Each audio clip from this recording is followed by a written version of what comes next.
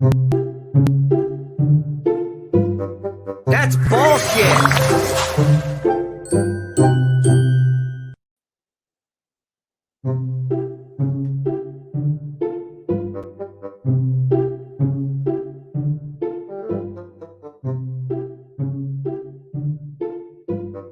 That's bullshit.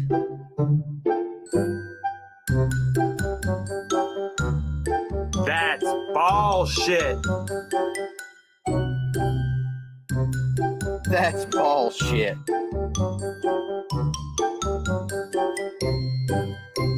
Well, hello, everybody out there in YouTube live TV land. We've got quite a few people in here waiting already. They've been waiting because I think they thought I was starting at 7 or I don't know, 6. I mean, I scroll back here in the time and we see, hey, to Will, who's moving less than 24 hours before Will's hella heat packs his shit and moves to Kentucky. Good luck to you, bro. I hope you have a great, safe trip where you're headed and that there are many episodes of bullshit and Fat Man and trap talk and shit for you to listen to get your ass to Kentucky from wherever you're headed. Doesn't really matter where. You could be coming off the surface of the motherfucking sun, and between just those 3, you have enough episodes to keep you busy for probably like a year. So on to Small Town Exotics. Shane, good to see you. Forward Motion, thanks for stopping by. Ricardo, good deal. I don't know why he's moving either, but apparently he wants to move. To Arkansas, he was. There we go. Josh Strange, sponsor in the house number 2 after Small Town Exotics. And I had to post to these guys because I thought maybe they might have been in here a little bit early. Genomic Labs, thank you for coming by. Bosa, Aaron, thank you. Always, man, always helping build up all the YouTubers and the smaller guys that are trying to build their name up. This dude's always like on Instagram, just cheering people on and sharing shit. Do more shit like him, right? Like he practices kindness aggressively. I heard that on a YouTube show not long ago. I thought it was kind of cute. Quirky, nice to see you. Who else is here that I haven't hit yet? Infinite Possible. I'm about to run through all you guys. I'm a bit blurry. Am I really? Am I blurry? Anybody else think I'm blurry? I'm not sure I'm blurry. Old World Pythons, good to see you. Skulls, Phil.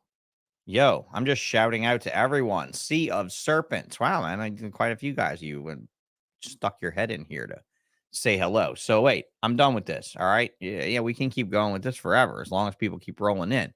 So let's talk about sponsors. The official sponsor of the Bullshit podcast shipping and the Exotics by Nature company that I run is also Reptiles to You, as you see here on the screen. And we have a coupon code for you in the description of this thing. I think I hit save when I did that. I don't know if I hit save or not. If not, it will be in the description afterwards. I noticed when I was trying to do this a minute ago, it wasn't in the description. Capital BALL0922 is in the description of this or will be shortly. And that is your coupon code for Reptiles to You to save an additional 20% off 3 separate occasions, not 3 shipping bills. Okay. 3 occasions. So if you have 10 shipments in one day, that extra, discount comes off the whole lot. It comes off everything. So please, check that out. Go to reptiles2u.com, set up an account, and use the code BALL0922 on checkout for 20% off of 3 individual checkouts, as many shipments as you want on those checkouts, and you have between now and the end of the year to use that coupon code. MorphMarket, there's all kind of stuff going on with MorphMarket.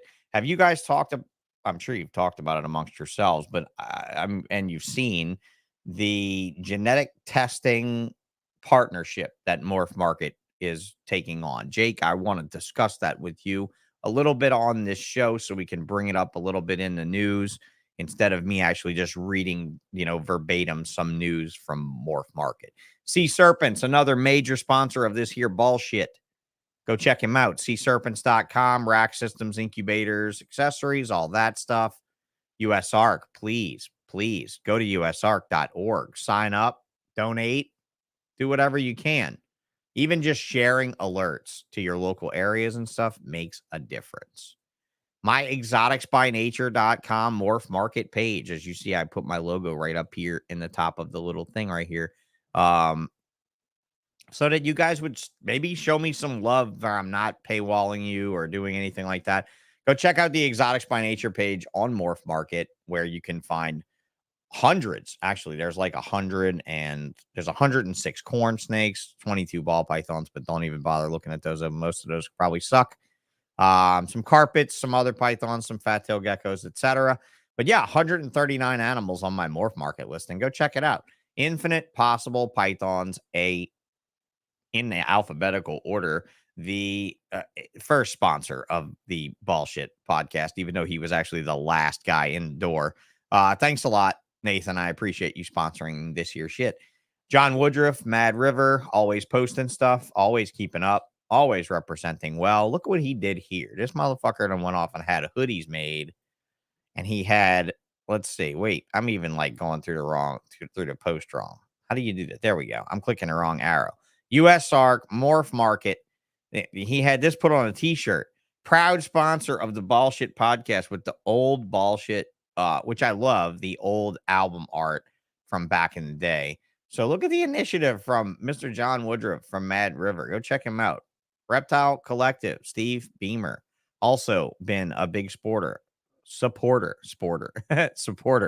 the Ballsh podcast. And look at this cool little, ugly little, like paradoxy thing that, oh God, everybody wishes they could reproduce. God, when are paradoxes going to become more genetic? Savage, the savages that think I'm blurry. She needed to just wipe whatever it was off her glasses. Shane Kelly, Small Town Exotics, thank you very much for sponsoring the shit. Strange. Josh, you're coming on the show soon. All of you sponsors are coming on the show soon on some sponsor spotlight episodes. Are y'all ready to cut those? We don't have to do them live. We can pre-record them and release them later. Whenever y'all are ready, I'm ready to get it going, because right now I'm ready to shut the fuck up about all of this shit. See, I've got it down to 7 minutes and 22 seconds where I'm just running down and getting it all out of the way. Let's bring this big fella on with these big snakes he's got. Let's say, hey, Mr. Jake Klotz. Welcome to the Ballsh podcast after all these many years. What's happening, buddy? Friendship and knowing each other. How are you, bro? I'm all right, man. Thanks for having me on. I appreciate it. Oh, absolutely. I figured you'd done everybody else's fucking show. I might as well invite you to do this one. Done a few of them, yeah. Yeah, including your own. I do my own, yeah. Yeah, that's right. I want to talk to you more about that. You know, imagine Nick Mutton's not on your live chat anytime, is he? No, I'll be honest. I don't even really know Nick all that well. Oh, no? No, not really. I don't know him all that well either. I just know that he used to fire shots at me with the old Ballsh episodes when they were doing Morelia Pythons radio all the time. Oh, okay. Like one of them would listen to Ballsh, and then anything I said that was even slightly sideways or whatever, they would fucking tear me up. Carpet python guys, morons. Yeah, man, that's why I used to make fun of him. Mutton with Mutton. That's all it is. It's bunch of mud-ass snakes with a guy named Nick Mutton. But no, Nick's a great guy. And, I mean, hey, dude, anybody that's willing to write a book this day and age is either stupid or awesome. I can't decide. That's sweet. So, yeah, tell me about you, dude. So you're in Joliet, Illinois. Yeah, Joliet, Illinois. Yeah, I'm about 20 minutes from the Tinley Park venue. Yeah, my backyard. I hope they moved that on you, because that's way too easy for you. It's so nice. Go home, get to sleep in my own bed. There, you get to go to the most expensive, biggest shindig of the year. You get to sleep in your own bed. I guess it's good as long as you and your wife are the only ones sleeping in that bed. I guess it's good. Well, I guess two little ones are usually in with us, but yeah. Okay, so how old are the little ones? My son's 5 and my daughter she'll be 3 in March, so 2.5 or so. Okay, yeah. So now it makes sense. Yeah. Yeah, and now it makes sense. And Will has a pipe up and say, "You look like you're ready to wrestle a bear." Let's go. Yeah, well, he always looks like he's ready to wrestle a bear. That motherfucker's huge. He's not that big. No, he's not that big. He's just bigger than me. That's all. Just bigger Everyone's than me. Like, it's a good joke. I'm like, not that. I'm like 6'6", so I'm not. I'm like 6'6", and how wide are your shoulders? When you stand in front of a door, I'm like 340, 345. So right, yeah, that's light. You're a lightweight. Yeah, that's a lightweight. Hey, Gilly, good to see you. Good to see you. So yeah, 3 and 5. So that makes a lot of sense why we had to do this at 8 o'clock, because the little ones are kind of important. That's what my wife's like. My son, he's up crying, screaming, blah blah blah, and I'm like, oh, that's the way it goes. Oh man, does he? They have a hard time going down? No, not normally. Not normally. I put him down a little early so I could jump on here, so it wasn't too late for you. So well, yeah. Well, I mean, it doesn't really matter all that much, but you know, it just trying to get people in the door a little bit to where we could have a good conversation before the night is completely up, since this isn't after dark that I'm doing at 3 o'clock in the fucking afternoon. Oh man, I was like, how the fuck am I gonna do after dark when I got to set up for a local show? Oh, I know how. I'll interview a guy from the UK. That worked out. We're gonna run out of them though. I mean, you know, eventually.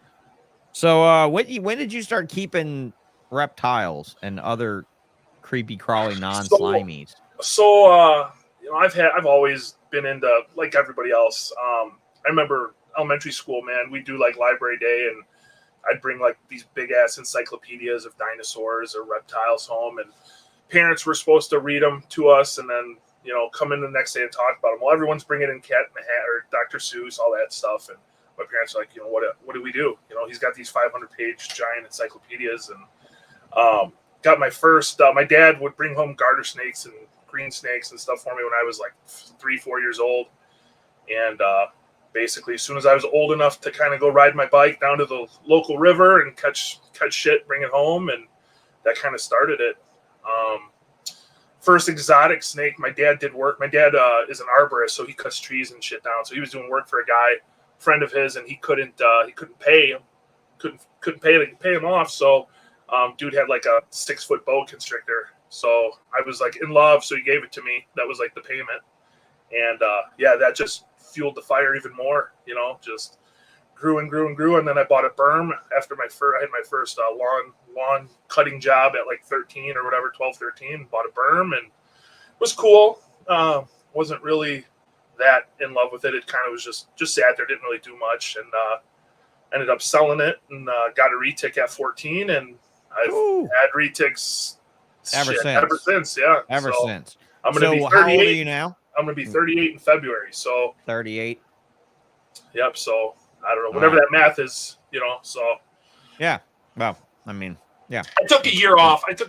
From. I had a pretty good collection when I was 18. I had a little bit of everything though at that point. I had some green anacondas. I had a couple berms at the time, like 4 or 5 retics.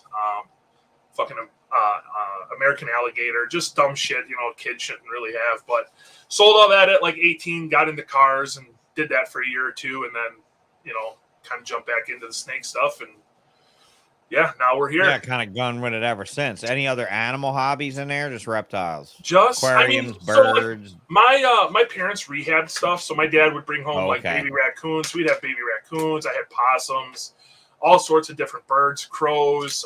We had a hawk at one point. Potbelly pigs. Yeah, I mean, if he's an arborist and he's coming across all kind of shit that he feels bad about, he would cutting the helm from or whatever. So that's awesome that he was that kind of man. Yeah, you know, I mean, I know a lot of arborists, and not all of them are that loving the animals and stuff. It was more my mom. It was more my mom. My mom was kind of feed into it. He'd feel bad, see a mama raccoon that was like hitting all these babies, so he'd scoop them up, and me and my sisters and my mom would sit there, bottle feed them every hour, all night and stuff. And so we've had all sorts of cool stuff. Well, Corbin's a giant friend of mine. He said, "Bro, got me by 2 inches." Corbin, yeah, that'd be a fun match. 2 giant motherfuckers. Oh man. Yeah, and then Paul, you know, story of life, Corbin. Yeah, he's got you by 2 inches. Absolutely, bro. Absolutely, I can agree with you. Oh man. Yeah. Hey, Third Eye, good to see you coming in. Thanks for stopping in tonight. So I will say that I was one of these people that I worked in pet stores since I was a teenager, as many people who listen to this know. And I was never very exposed to reticulated pythons. Now, it was very many years, like, okay, so you're, what did you say, 38? I'm going to be 38. You're going to be 38. I'm going to be 43. So you're 5 years behind me. So when you were 14, I was 21. No, 19. Sorry, I have terrible math. Yeah, I'm the same. I was 19. I was on the cusp of owning a reptile store. and having never messed with reticulated pythons at that point in time. Now, morph wise, there was maybe purple albinos, Probably tiger, purple albino stuff. maybe tigers, Mm-hmm. no supers yet. This was mid 90s, Yeah. right? So I want to this say that would have been 99. So there would have been a pretty good bit of morphs by then. There would have been tigers, tigers, super tigers, all the albinos. purple albinos. Yeah. I remember watching Bob hatch out the first albinos when he had his hatch cam or whatever it was. Yeah. So, I remember when I was in Daytona and Mario, as most people know from Tiger King now, the guy who, you know, the movie Scarface was written about, when Mario showed up at Bob's table and was like, Bob, I see you've done very well with that retic that I gave you. And he was like, oh, shit. And then he did famous words of anybody from like a movie. He says, Mario, when'd you get out? That's exactly what he said. Mario, when'd you get out? And Mario took the whole case of them with him. He took the whole top row. He said, I'm going to take these and I'm going to keep these, Bob. And they were like 15 grand at the time. That was in like 2001 or something like that, right? When Mario got out of jail. But yeah, that was a pretty interesting time period for retics. And, you know, you had a lot of drama then because motherfucker, man, you had rainwater in the marketplace slashing their fucking throats, man. That was right when Tim went off the rails and really fucked people over. I mean, Tim really fucked things up when rainwater left. And I can remember Bob selling pairs of purple albinos for like 30 grand and Tim selling pairs for 15. Yep. And I remember all that on the King Snake forums. People, people bitching the King Snake forums, going crazy about that. Just fuck yeah, bro. It was wild, dude. No, I mean, straight up, Bob in Daytona puts them at like 15,000 a pair, and Tim just writes 7,500 a pair. Whatever Bob has, I'm selling them for half. Cutting them in half. Whatever that motherfucker sells them for, half. You know, and then you know, Joe from Morph King took after that same, you know, sort of business model after a while with ball pythons. That same thing. Like, fuck, if Sean's gonna sell you a pinstripe for 20, I'll take 10. That's 10 I don't have. Fuck, that's sold all day long. And but what customers don't realize is it absolutely destroyed the market. Yeah. It absolutely destroyed the market. Like but also in defense, I don't think we thought this much money was in the market. Yeah. Then. Who would have thought, you know, 20 years later, this is where we're at. I mean, it's yeah, ball python crazy. wise, especially, you know, I mean, especially if we're talking about ball pythons, fucking the ball python stuff's nuts. It's crazy. Yeah, absolutely. One day I'll get into them. Yeah, but I mean, one day, I mean, I've had that you really feel though. I mean, that's the thing. Like, obviously, you've sided with reticulated pythons, which what I was driving at with my inexperience young with retics was once I met my first retic that didn't tear my ass up. Oh, my fascination with retics was like, nope, sorry, not for me, not for me. We can do boas all day long. And remember, Celia had boas and we had tons of boas. And then when Kevin got into boa constrictors heavy at Nerd, he started trading her retics, and we had one of the first golden child females when he wouldn't let go of a male. And that I remember you guys posting about it, or seeing it on the website or some of the groups or something. I remember. Yeah, well, and she used to do all the photography, so she used to share the shit out of good photos. And I remember when we got that golden child, she did some like macro photos of its face and everything that people just were destroyed over. I mean, that morph was insane. I remember holding that first golden child being like, I don't think this is worth $20,000, but it sure is a fucking cool snake. And I think I sold it for like 10 or something like a year later or some shit like that, you know, but it was such an awesome experience, bro. So I can't even ask you why retics. Like, I can't even ask that. Like, whenever, you know, I kind of got to know your history a little bit, especially with you just sharing it there. Doesn't really bring the question of why retic. I'm pretty fucking sure I know why retic. You know, I would like to know more about how you feel, because obviously you listened to the Nick Mutton episode and stuff, I listened to it. We'll get into that. But where was your first retic? Was it just a mainland normal? So I'm Sulawesi, yellowhead, whatever the fuck they were back then? My first retic was a tiger, and I got it. Actually bought it from Potter at the Chicago Reptile House. Oh, okay. And I did some research. It ended up coming from Alan Cindy Baldogo produced it. So right. you know, so that was the first retic, and then then it just kind of snowballed from there. Now, let me ask you a quick question since Mhm. you mentioned Al and Cindy. Mhm. Is Al still alive? I've heard I heard they are, but they're done with snakes. Last I heard, they own like a grocery store in like That's middle of nowhere, wild. Iowa, or something like that. It's wild, bro. For Yeah, being like, you know, being him, right? Like for being the guy that went over there and did all the work and did, yeah. like, because he So traveled overseas and stuff a lot, I right? met him. I met him at one of the Tinleys. Met him. I forgot who introduced me to him, and Yeah. talked to him, and he knew who I was, and I was starstruck, like freaking Oh, out, like wow, couldn't that's fucking believe he impressive. knew. He's like, yeah, I know who you are from I think it was like Constrictor forums or any of Right, the one forums. of the I was on forums. all that shit. Right. And he's like, yeah, I know who you are. And I could not believe it. I was freaking out. Like, this guy knows who I am. It's Yeah. Will says crazy. We're spoiled compared to you pioneers. We have all the tools, social media, YouTube, MorphMarket. Motherfucker, you got cages and rack systems that are made for the purpose. You fucking spoiled ass. Oh man, Will, you get me started, bro. You like one of those these aquarium guys that comes and bitches about his LED lights not being perfectly phasing into sunrise and sunset, and how it pulses of his wave engines just don't quite make the water move like the ocean does, but almost, but not quite. Motherfucker, man, you have no idea. Like we had, you know what technology was to us, dude? A fucking pinky pump. That was technology to us. Somebody made a syringe that when you put a pinky in it, it'll eviscerate the pinky as it squeezes it through a needle tip. That was fucking technology, son.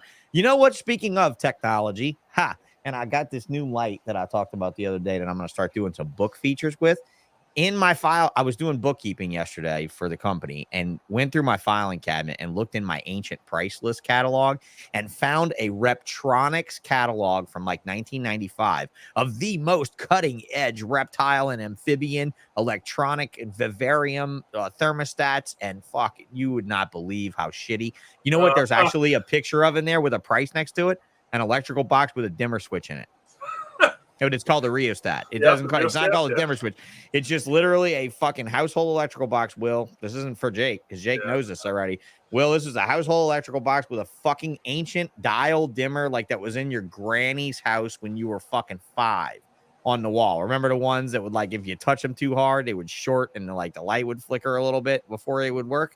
That's the fucking one. And it was for sale in a Reptronics catalog as cutting edge tech. In the 90s to have just a dimmer switch to turn heat tape down. So you have no idea how spoiled you are. I mean, we had forums and shit, but it was just King Snake. And unfortunately, we had Jeff and Cindy. Well, of course, we love Cindy, but, Cindy did make all of our lives very difficult back then. And here's one of your fellow North Great Lake Midwestern. It's not even remotely west. We're not even remotely west. What's up, Mike? Good to see you, bro. And the Mike Stefani episode last week was awesome, and the audio drops tonight or tomorrow as soon as I get back to upload it. That was fun talking about monitors with Mike. Mike's awesome. Mike is awesome. That old school dude is so fucking cool. I love seeing guys like him make it. He's a great dude. I met him randomly at a Tinley. You guys kind of talked about it on his episode how he knew me. He knew me for a long time, emailing and forums, and I finally met him at a Tinley. And I actually got to go to his house somewhat recently and check out his stuff. It was awesome. I bet that's incredible, dude. Especially from a large cage keeper standpoint. It was awesome. Obviously, you have numbers, so you're not keeping like zoo-sized enclosures, right? But old Mike is, and of course, Mike, we love you, man. Yeah. We love what you do for animals. I love all the inspiration he's given to some of the bigger guys in the business to really deco those cages up. That's pretty fucking killer. So I bug him with I got a monitor, and I'm sure we'll get into it. But I always bugging him with questions about my monitor and stuff. Yeah, that's your non-retic reptile, right? My one non-retic. Your one non-retic. That's something right there. One non-retic. So I tell you what, if one guy should be at the head of the Go USR Go crew, it'd be this motherfucker right here. I mean, I think, while Mike and I are all, yeah. He said, I freaked when I met your giant ass, Yeah, Jake. it was Well, funny. keep in mind, you said I'm not that big. I was 5'9" and like 135 when we used to walk around each other. And now I'm not going to mention my weight, but I'm like 4 feet. I'm like 4'2", maybe, Oh, So fuck. yeah, you're a giant motherfucker compared to me now. I guess. No doubt. So yeah, thanks for coming by, Mike. It's always good to see you. Yeah, buddy. But yeah, man. So RETICS, Tiger RETIC was the first one. So then when did you start the effort of producing? So, like I said, I got into them at 14 and I started raising them up, and I kind of got out of them at about 18. So all my stuff was like right on that cusp of breeding when I got out. So I got out at 18. I think I got back in. It was like 19 or right around 20. Got back in. So I kind of started over, started with babies and started raising them up. My first actual clutch was, what was it? It had to be like 2010, I think, was my first clutch, a RETICS. Okay. Now let's tell these ball python people, a RETIC egg. Now look, you're 6'6". Your hands are a lot bigger than my hands. Okay. The eggs are fucking big, man.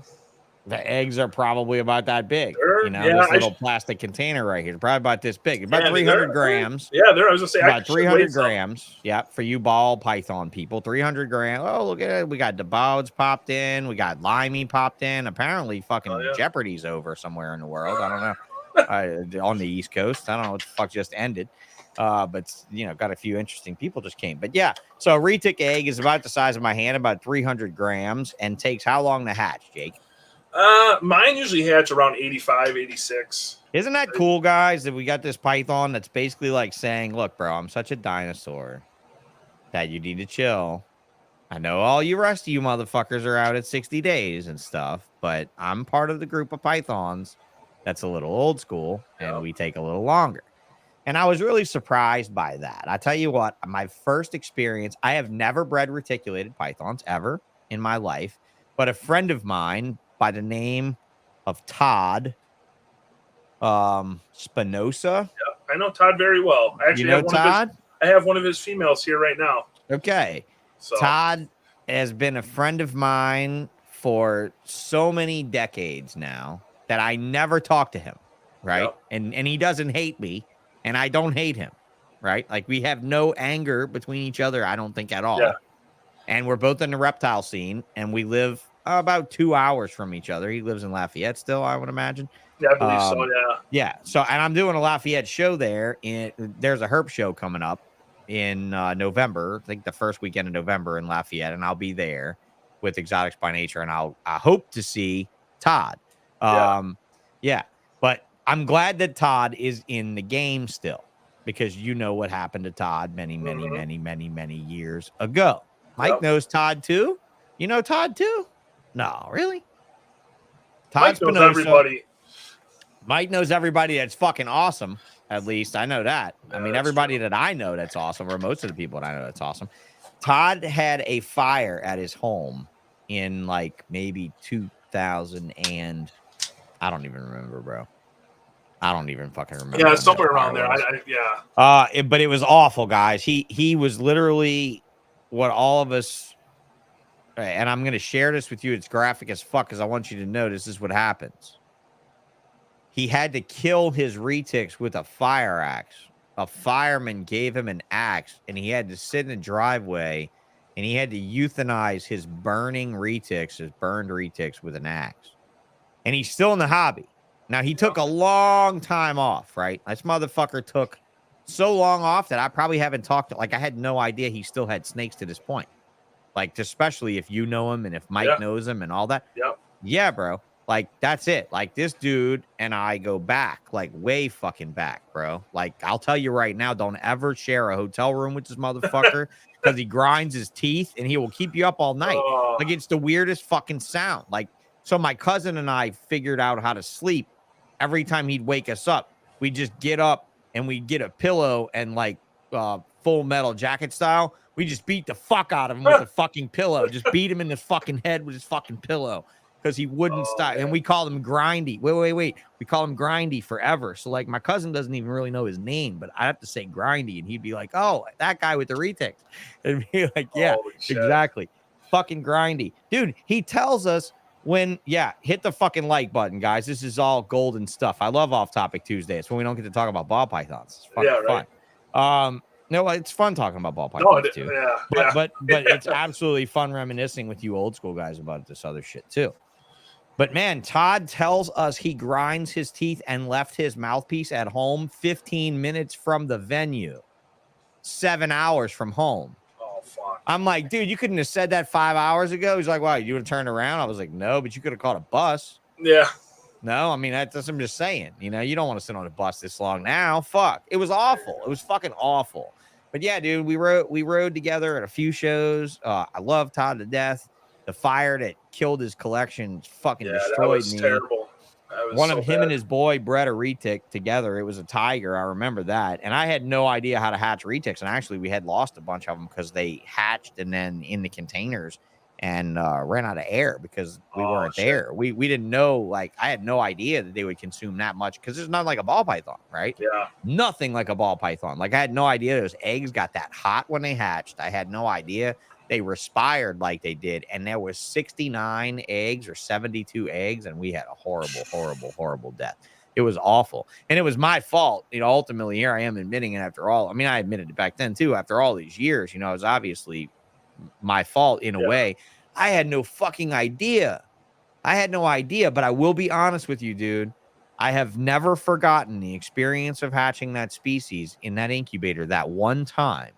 And honestly, bro, it's awesome. It was fucking incredible. It was incredible. They're little dinosaurs, like you said. Yeah, they are. They're giant when they come out of the egg. Yeah, 30 inches, 33 inches, 34 inches long, guys, when they hatch. 3 months incubation, 300-gram egg. The shell is so leathery and so thick. If you went to cut it with a razor like your fucking pussy-ass ball python eggs, you'd probably slice your finger open. You know? Yeah, it's So, I mean, you have to use a couple different razors. The razors go dull after a little while. Yeah, absolutely incredible species. So, so how many of these monsters do you keep? I mean, I imagine, I know you did a Reach Out Reptiles episode and stuff, but I imagine you're not doing dwarfies, right? No, I don't work with any of the dwarf or super dwarf stuff. I did in the past, and I got rid of it kind of before it went. It's probably easier than arguing, right? Yeah. I mean, I follow the dwarf and super dwarf stuff pretty closely. I mean, I think it's sexy as fuck. Don't get me wrong, but the 85, 72.875. I mean, like the percentages of.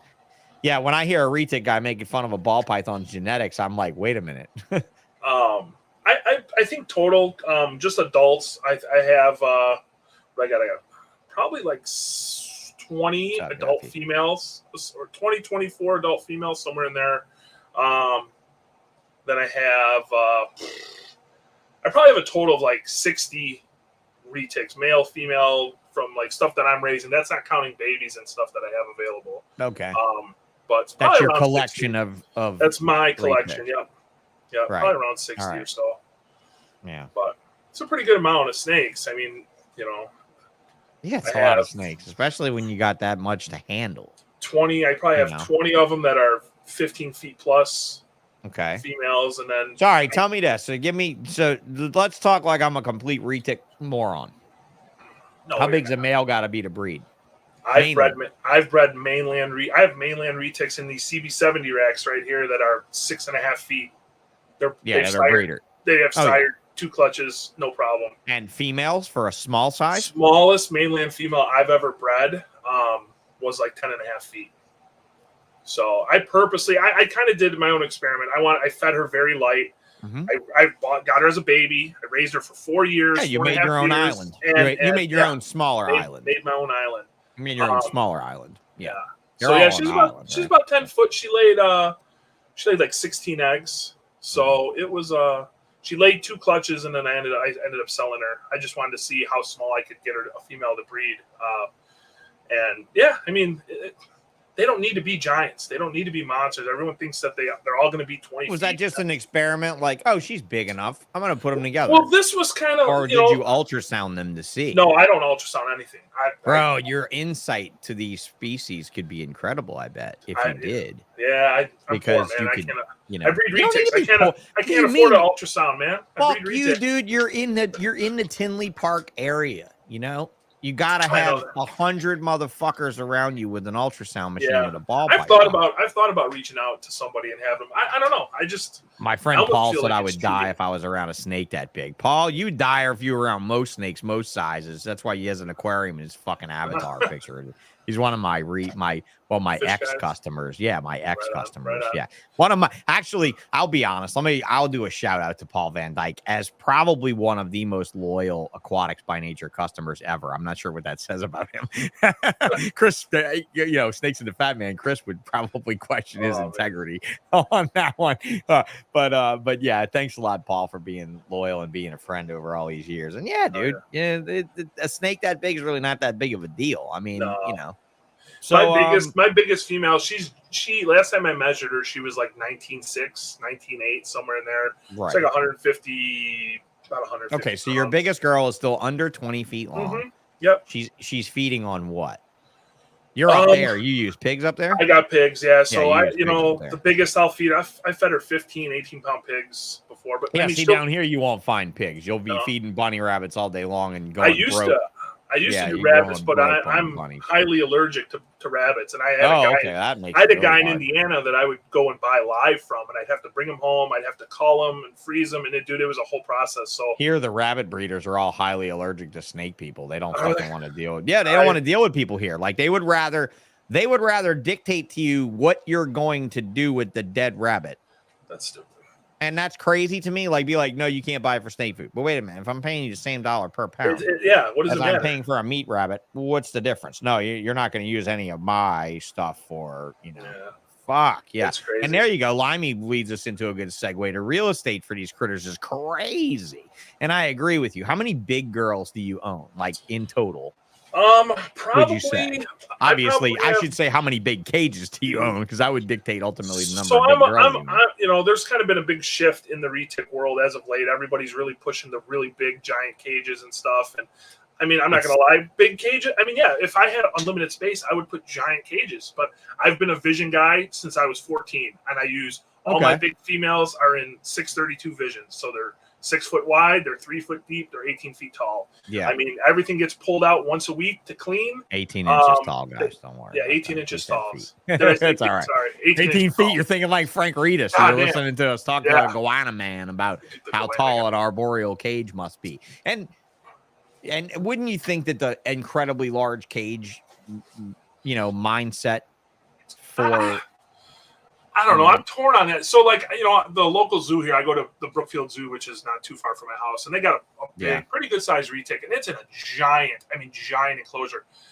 And I go quite a bit, so we go multiple times a year. And every time I go, this snake is in the exact same spot, right, curled up in the corner. And I mean, I'm sure they do use it to an extent, but I don't know. I think in the wild, I mean, I've talked to some guys in Indo, and a lot of them are like, you know, these things are sitting next to game trails. They're very sedentary. Right. If it's not for food or copulation, they're very sedentary. I think anything would. If you put anything in a big enough cage, of course it's going to utilize it and stuff like that. I mean, my snakes are super healthy. I don't feed my shit crazy. Like, I feed very big meals, but I don't feed very often. So, like, my big female will eat a 19-pound pig. That might be all she eats for a month or two until I'm starting to, you know, a 19-pound pig. Yeah, but I mean, that's damn. So you figure I feed her once every 2 months, and then as breeding season approaches, I'm going to bump that caloric intake. So what are you paying per pound on pigs up there in factory pig farm land? Like $1. I mean, obviously not by you. Yeah, fucking so cheap, it's disgusting. So there's a guy he's a retic guy, and he pretty much supplies all of the No, his name's Don.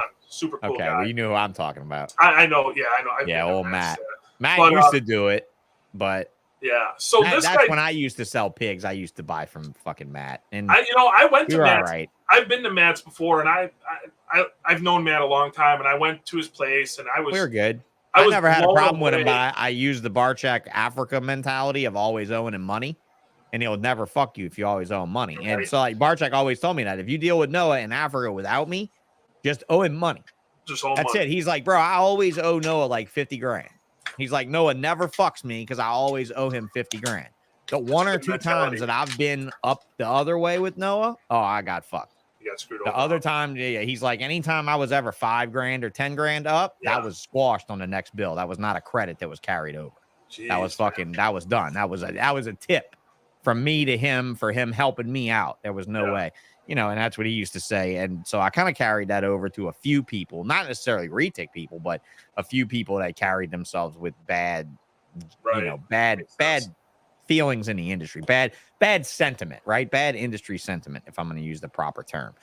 So William Philippek, who is, by the way, one of my favorite ball python guys, because he bought in a puzzle when it was a long shot and has just killed it with it. But also one of the guys that suggested you be on this fucking podcast. So William, yeah, absolutely. Thank you, William. So William said, damn, I don't know how you do it, man. Definitely give you props for being able to do that. So the most I ever had to clean was 30 adult retics, Burmese, and anacondas that Ben had. Now, for everybody that doesn't know this, William and I believe his wife were both employed by the late Ben Rennick and his murderous, horrible fucking wife, Lynn Lee, for many years. And again, we have a lot of history with Mr. William Philippek. So, William, thanks a lot for sharing that, man, because I'm with you. I never had to care for these things. I had to care for them when that fucking high-end Morphs guy in Louisiana got busted in, and I've talked about this briefly, but you know who I'm talking about, right? I believe so. That's the guy. Didn't he have like the hybrid Burm rocks? Burm African rock hybrids and shit. Yeah, exactly. Yeah. And he was asking like $15,000 for them, the hybrids. He had, you know what? I think he talked to Tim Rainwater. I think Tim Rainwater was like, hey guys, let me tell you how to do this, because if you remember, well, I don't know if you do, Tim Rainwater resurfaced after all that bullshit and tried to come into the ball market, and he stole photography of mine, VPI, Nerd, Ralph Davis, Pete Call, all the, well, I was flattered, right? Like you said, Mike knew you, right? Or whatever, whoever knew you, right? I was flattered as shit to have my photos stolen along with these people's photos. And Celia was like, can you believe this motherfucker stole our photos? And I was like, well, who else's photos did he steal? And she was like, VPI, Nerd, Ralph Davis, and Pete Call. And I was like, well, fuck, the company's amazing. We made it. We made it. That's right. We've arrived, motherfucker. Yes, indeed. You know, people are ripping people off with our photos, really? Yeah, you're like, it was a crazy, and you can even probably dig back in the old Fauna Classifieds BOI and stuff all about it. But it was a crazy company that was built with like all this letterhead and stuff in mind. Yeah, look at this. Even says any EB Noah stories you remember from back in the day. Not very many, bro, because I never dealt with Noah. Okay, Jaffe, I never dealt with Noah. Brian always scared the fuck out of me. And I know every time I spent 15 grand on a snake from Noah that it was only 7,500 and Brian made double. I know that, and that's fine because it was in insulation, right? It was insulation. Because back then it was like Ralph used to tell me that too. You will get fucked if you're not spending serious money, you know, and everybody was about the same back then. I don't know how Indonesia worked because they've had a coral business for a long time, bro. Ghana has never had an industry with America that was straight except for fucking ivory, mahogany, and ball pythons. Maybe opium. I don't really know what else there is. Diamonds? No, not really. Not from there, right? I mean, that's not quite diamond land. I mean, they might smuggle them out of there and ship them inside of ball pythons. I'm not really sure what they're doing. That's a good fucking idea. Dude, you got to believe that shit's crazy. You know, that shit's crazy. Yeah, it's wild. Like, I'm not going to, let's not get into ISO. Let's not get into smuggling of bugs and shit, you know, because the isopod market right now is predicated on it. And you know what these smart motherfuckers are doing, dude? And I'll tell you this super low key because we only just now maybe made 400 subscribers to this piece of shit. They are smuggling isopods, Jake, in toys, inside of toys. But wait, it gets better. They're smuggling isopods inside of toys of isopods. Okay. And then I asked one of the Chinese, so I posted a bunch of macro photos of some pods that I'm raising that I bought all of my pods legally in the United States, and I have receipts for them all. So if I broke the law, I didn't know. And if you're going to attack me for wood lice, you can attack the motherfuckers I bought them from. And they're not in China. And I don't have any isopod toys that I didn't 3D print on my 3D printer that I own. And they don't have secret spots inside of them where you could hide little isopods, right? But that's what they're doing. They got toys with little pouches in them, and the isopods can sit in there for days and weeks at a time with nothing, right? Because they're fucking roly-polies. They don't need anything.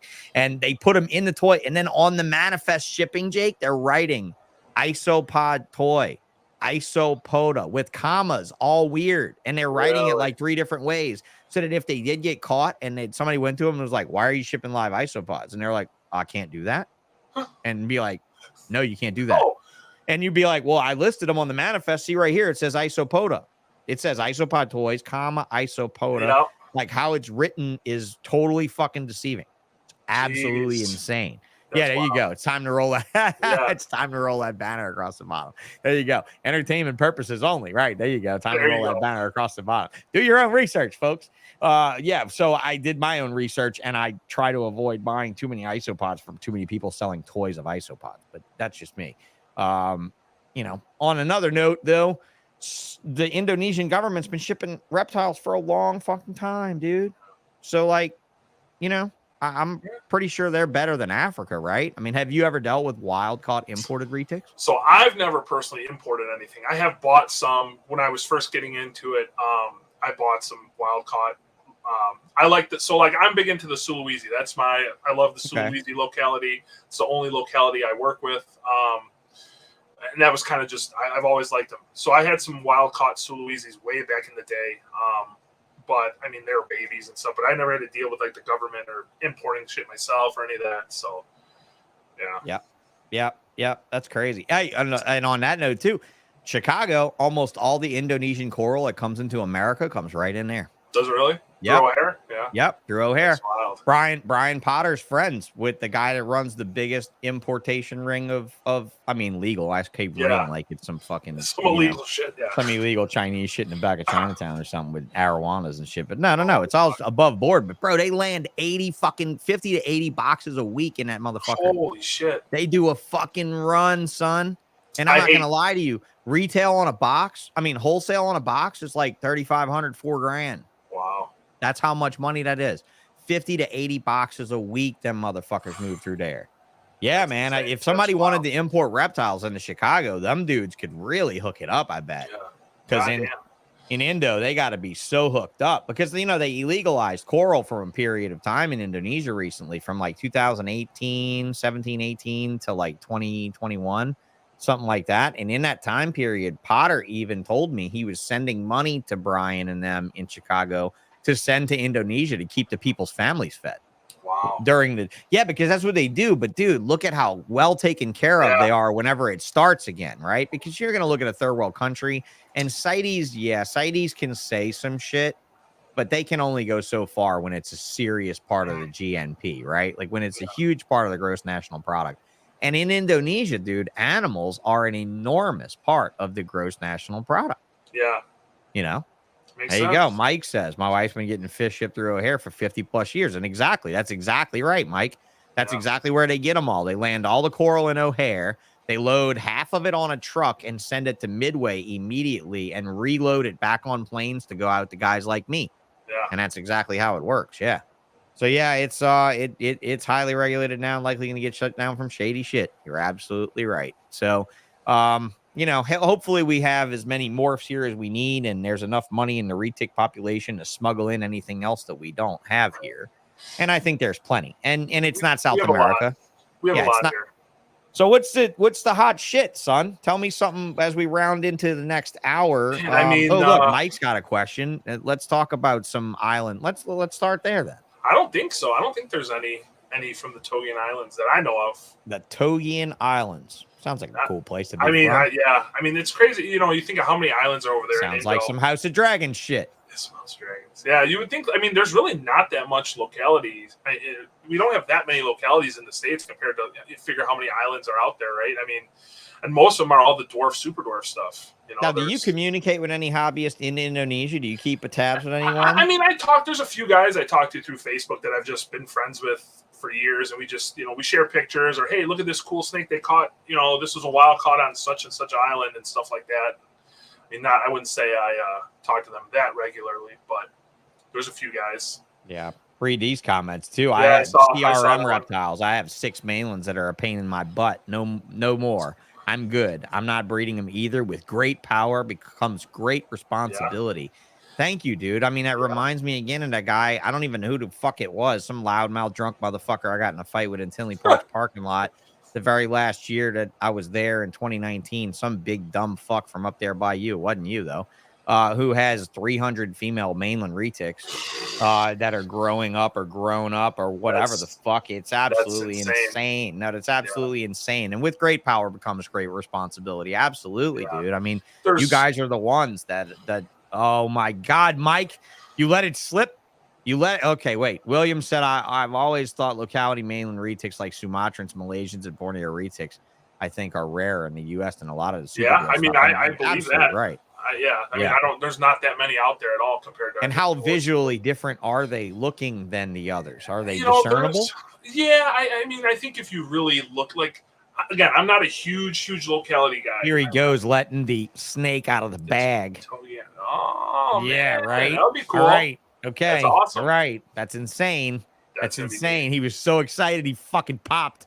He said, I'm not going to say anything. I'm not going to tell you even what they were. So look, Jakey, he loves you this much, Jakey, because he wouldn't tell Shawnee this shit last Tuesday. Hilarious. He wouldn't tell me this shit last Tuesday. But thank you, Mike. I wish you luck on that, you know. And that brings me to a story that whenever you were talking about Gil and I last week, Mike, you brought, I believe, did he bring up, not Gil and I, Spencer I, right? Spencer eye that I believe Frank Reedus had a gravid female Spencer eye that was coming into him from Global Priority Mail that was intercepted by CITES or by the feds, and they showed up at his house. Yeah, it is Jake. Fuck. I realize that. It's okay. It's okay. You guys share a lot. It's all right. It's all good. It's all good. I don't feel bad. Don't feel bad. I don't feel bad. That's awesome. But yeah, man, it's that it got intercepted, and he told me that I said, what did you tell them? He said the same thing they told me when they tried to take my perennial away. And I said, what? He said he said when they tried to take my perennial away, I told them I bought it at a reptile show with cash money. The guy walked up to me at a show with it in a bag and told me he wanted to sell this lizard to me for cash, and I had enough cash, and I asked him if it was obtained legally, and he said yes. So I gave him the cash, and I took the non-endangered species lizard home with me. That's exactly how he said it, right? I took the non-endangered species lizard home, and you can't do a fucking thing to me because it's whatever.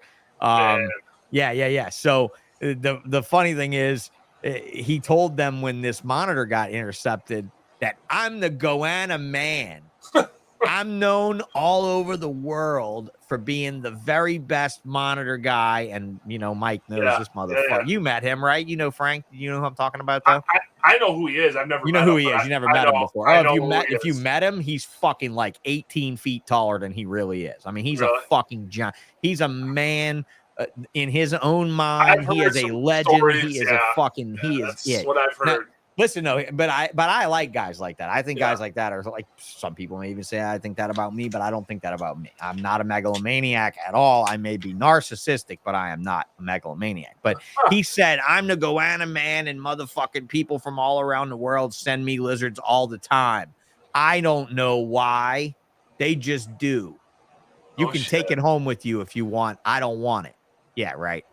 Yeah. That ain't the only way he's known. Yeah, I'm with you there, bro. I'm with you there. Yeah, and that little tidbit is actually on the pre-show of the audio only version of the Ballsh podcast. So hit the subscribe button if you're in here with us. 31 of you motherfuckers.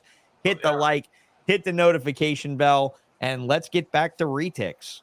So. Yes, no, you see, you're not in all little super dwarfs. You figure Garrett Harrell's got that shit all slathered. He's got it covered like Waffle House fucking hash. My mentality, all the shows people ask me about it. My mentality is I got into retics because they're big. I didn't get into them because they're small snakes. Yet you fed your female small and you bred her very small. It makes a lot of sense. It makes as much sense. I just wanted to try this. I just wanted to see if it could happen because back in the day, when I was like really getting into it, I was friends with Jay, and I was friends with a lot of these guys, and they were like, "Oh yeah, you can maintain their size from feeding," and I always thought that's bullshit. I didn't really think you could that much, at least to get a healthy clutch out of a female. And I'm like, I'm gonna try it once, so I tried it, and yeah, it happened. So I mean, I probably won't do it again. I don't see any need to do it. I just wanted to see if it was possible, and it was. So, right. Um, But you obviously aren't of the grow it till it fucking dies category either. You're not selling things to zoos and private shows when they get too fat to move. No, you don't have any retics. My stuff's pretty thin. I mean, that's what I was going to say. 19-foot retic. I mean, you would be like, wow, that thing's not as big as you would think. No, I would actually really respect how you keep it, because I don't want to get. I'm not going to make this podcast about hate rolling on anybody, regardless of how incredibly bad they are. There's some very bad ones out there. But I will say, Jay's done quite a bit to you guys. Jay's definitely damaged you a pretty good bit. But especially here more recently with the showmanship of not editing his stock first. Not editing not like picking and choosing what he shows, like the ones he's lifting up that have like the fat glob deposits and stuff in them is really making keeping looking rough, and they look so bad.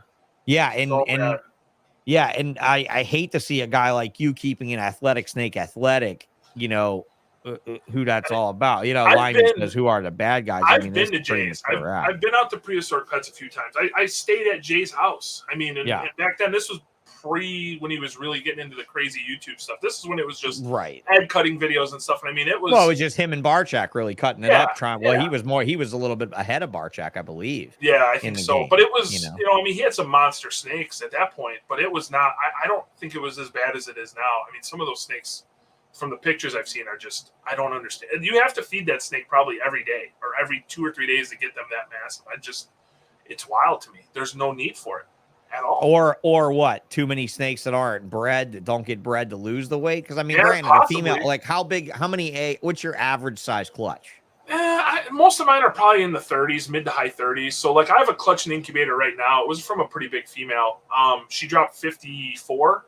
So okay, so if I said a ball python took 90 days to reestablish itself, how long would it take a female retic to reestablish itself after that? I probably could get a female back, I'd say 3 months or so. Okay, maybe, so about 90 days. Yeah. But I don't though. I give them time. Like I literally use the whole year, slow feed them, and then they're pretty skinny. Like right now, I'm going to start parent stuff. So now, there's overweight varanids too. So Mike, do you think that would come from also not providing adequate heating? Was another thing I was concerned about, was not providing adequate heating for metabolism. Would that make a difference in these animals getting these fat deposits in them? Because like I mentioned on the mutton episode, I mean my pygmy python I picked up at a reptile show from a girl who loved them to death. I mean she loved them and she took care of them. She still actually hits me up. She very well might listen to this podcast, so I mean no insult by it at all, but your snakes were fat. And that was the problem with your snakes. They were just too fucking fat. Yeah. And when I got those snakes home, I didn't feed them for like 4 fucking months. Like we really didn't feed them at all. And then she laid a clutch of eggs the very next year. Yeah. And that's really it. It's like, I don't even know. Will females with that level of obesity, will they produce? So I've never, something that, back in the day, everybody was, let's get these females big and massive and get them on eggs. It's not like that. I mean, I'd have better luck with my smaller females. My 14, 15-foot females are way better breeders than like that big 19-footer that I have. I've had her 11 years. I've gotten 2 clutches out of her in 11 years. That's it. That's insane for the amount of work and effort, money and all that you put into that particular animal. That 2 clutches is all I've gotten out of her. But you know what the thing is I'm pretty selective with what I'm breeding. The most clutches I've ever had in a season, I've had 6 clutches, and it was pretty much back to back to back, right? And that was too much. I never want to do 6 clutches or retics ever again. Max would maybe be about 4. Is what I want to shoot for. Yeah, because then a lot of people just don't really think about how difficult it is to truly find responsible homes for babies too. Absolutely. And you got possible hets and all that type of stuff in there. So Limey asked, do you feed seasonally when breeding? Yeah. No. I mean, I guess in theory, I'm feeding just very light throughout the year. Like I'm feeding from pretty much, let's say January through September. I'm feeding the big females maybe every other month. Very, very, very light, not big giant meals either for the most part.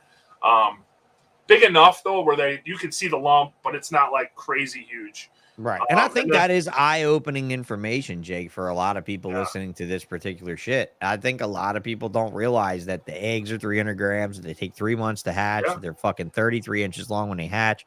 There's a lot of threes in there. A lot of threes. I like that 13 number on my arm. There you However, go. I can't get it on camera. It's not got to turn around to get it on camera. But yeah, it's a lucky number 13.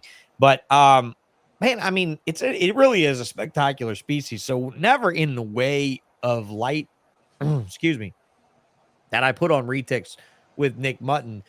I did not at all mean to put RETICS in a negative light. Genetically in a very negative light. Species wise, bro, I fucking love them. Yeah. As far as most of you that keep them, I love you. But some of them, I'm not going to say some of you, I fucking loathe the fuck out of. Because those guys were the assholes that were sharing that fucking drawing of the boat sinking with the ball python people in the dry end. Yeah. There's some that are not too good. So yeah, but you're doing your job of like making it fucking better. Come on, man. Like, let's talk about this, man. I'm trying. Let's do this here. Let's look at fucking RETIC Radio. Yes, sir. Here on Poo Poo Tube. Yeah. On the Poo Tube, you got RETIC Radio. He's got 171 subscribers and not very many videos up either. So we need to help each other out. I've been slacking, man. I was, my goal. I know you got to be consistent, but it's so freaking hard, man. You got to pick one night of the week or two, like I'm doing, and just fucking do it. Go down there in your room like you're doing right now and do it. You know, if I knew more about the RETIC world, I'd say let's do one together. I'll get you off your fucking ass. But I'm trying to stay on my ass about it. Yeah, you need to. But I was watching a lot of MJ, a lot of Chris. And then I was even listening. I'm down here listening to podcasts. I kind of getting bored of the same music, right? So I start listening to podcasts and stuff and listening to some of your old stuff. I'm like, man, there ain't nobody doing them for RETICS at all, like ever. Right. I'm like, fuck, and it's why not? So yeah, especially after we open the door for you, right? Yeah, so I mean, fuck, you can do anything on a podcast now. You can have tits, weed, cursing. You can do anything. And you know what? And what they told me in 2015 is that I couldn't say fuck this much on a podcast, and that was crazy. They didn't say shit about it when I raised, $500 for USARC just saying fuck on a podcast. And if y'all want to listen to those episodes, they are available. That's my segue they are available on Spotify, iTunes, Google Play, and all that. The old bullshits, all of them, every fucking one of them. And these are now on there with more information. A little bit with Jake and Mike and Nick and stuff before the show, and a little bit after is on that page. So thank you guys for hitting the like and the subscribe button and RETIC Radio. So here's Matt Edmonds popped up on here again. This fucking shiny headed fuck. Man, this little dude is he's like, if I had my choice of what my leprechaun would look like at the end of the fucking rainbow, this is the one right here. Dude would look just he is so much fun, man. He's a great dude. He always makes me smile, and he always made me feel warm when I was down. I was gonna say, you've met him, right? You've met him. Oh fuck yeah, I've met him. I'm not gonna say I've met him too much, dude. But seriously, I mean that's it. But yeah, Jake is the man. Mike is right. Get that fucking number up. Love you, buddy. Get that fucking number up. Yeah, there you go. Get that number up. 173. Wait. Let's see what Ballshit's doing for you. Look at that. You just gained 2 subscribers. You didn't even have to pay me. You didn't even have to pay. Not even like these motherfuckers that had to pay me to gain like negative. They lost some people. I guess so many people want. But trying to do this, the RETIC Radio, and then I tried to do my own fucking my JK Reptiles YouTube, which I was doing really good for a while, and then I just kind of stopped doing that because I just focused on the Instagram and the Facebook. It's just too hard to do everything. It's hard to do a YouTube show on your inventory, bro. That's not easy. I wanted to do more like, how I set up my enclosures or how I heat my cages and my how I tap train and how I feed the big retics and just stuff like that. 175. Look at that, man. It's like watching crypto. It's like we're shilling crypto over here. It's like we're watching the number go up. You know what's gonna happen though, bro? Bob Vu and Cedric are gonna watch this, and then we're gonna do a show about ball python NFTs and crypto. and they're gonna go down. It's gonna be like boop boop boop Yeah. boop boop. That's Oh man, it's gonna be wah wah wah wah. But That's yeah, that's it. Our numbers will not go up for their show like this one did for you. Let's see if you get it. Oh, it's still 175. Right. I was hoping for. I'll take it. I'll take it. You'll take it. All right. Well, look, if it's look, I usually say if it's free, it's for me. If it's 3, it's for you today. Okay. All right. Yeah, if it's 3, it's for you. You got 3 subscribers off this shit, so it was worth doing. So let's go on over to your Instagram and surf. I don't know, like so you've been along a couple of Off-Topic Tuesdays with me, haven't you? Like you stuck. Did you check it out at all or no? I mean, I listened to Mike's and I listened to Nick's. Right. Okay, so if you watch it, is this a fun thing to do, guys? Like if you're in a chat and you want to let me know, do you enjoy going to our guests' websites and Instagrams and MorphMarket pages and exploring their animals with them? Because I kind of like doing it. I think it's cool. Yeah, it's fun, and it makes you audio-only listeners want to watch the video stuff just like the video guys want to listen to the extra juicy shit before and after, and they can listen to it again while they're cleaning cages. So you do produce a list, Tinley Park list. Yeah. You've got up on your Instagram page, which is instagram.com. I'm assuming it's JK Reptiles. JK Reptiles, right? Yes, yep, that is it. /JK Reptiles. YouTube.com/Jacob Klotz. I will link it in the description. I did link RETIC Radio though. In the description. That's I'm all pretty good. Sure. I think it wasn't there. Yeah. Yeah.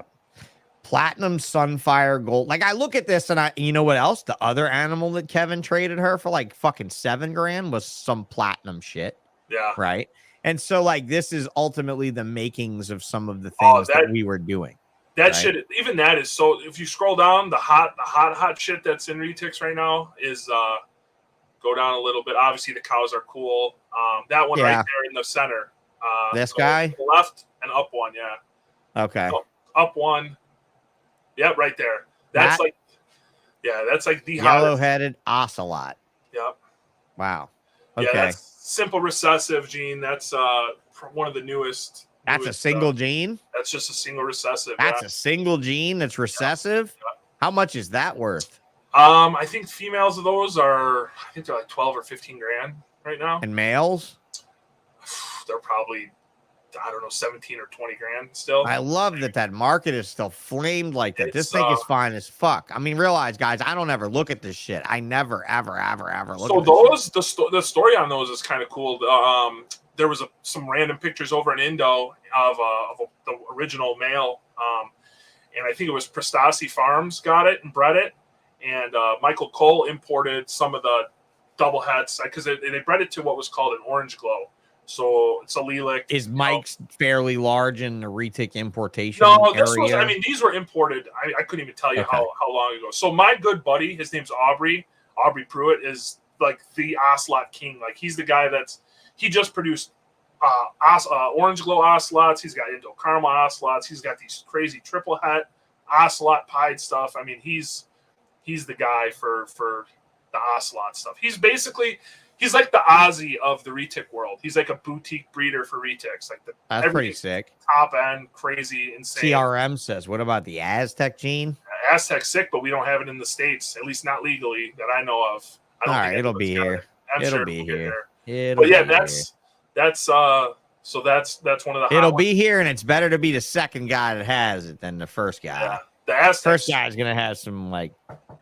The Aztec stuff is crazy looking too, though. The Aztec is it? I'll have to look that up. Yeah, I'll send you some pictures. And then the other one that I'm really looking forward to that I'm working with it's called a hypo. So I think I have a picture not too much further down on my Instagram.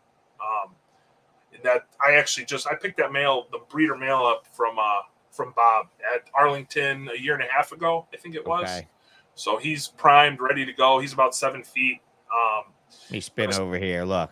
Yep, there's Aztec. Aztec RETIC. Look at that motherfucker right there. Yeah, that thing's bad. Look, I like the one next with the purple albino Aztec. Yeah, that purple albino. Yeah, that's the thing, man. That's hot. Yeah, that's pretty legit. God damn. And that's motherfucking damn. Aztec's a single gene. I believe it's codominant too, or incomplete dominant. God damn, that's a fine motherfucker, bro. I might have to sell all my reptiles and get into this shit. Yeah, I might be number one. Look, I might be a lightning rod. I always said I wouldn't be. It's a badass the fuck out. No, I ain't like doing that. I ain't doing that. No, sir. No, sir. You know the last time I was almost a lightning rod, dude? Was the day before Brian Barchak got raided for his felony. Oh, shit. I was on the phone with him the night before about sending a deposit for a pair of hets. Oh, wow. Those leucistic hognose, bro. Those white hognose.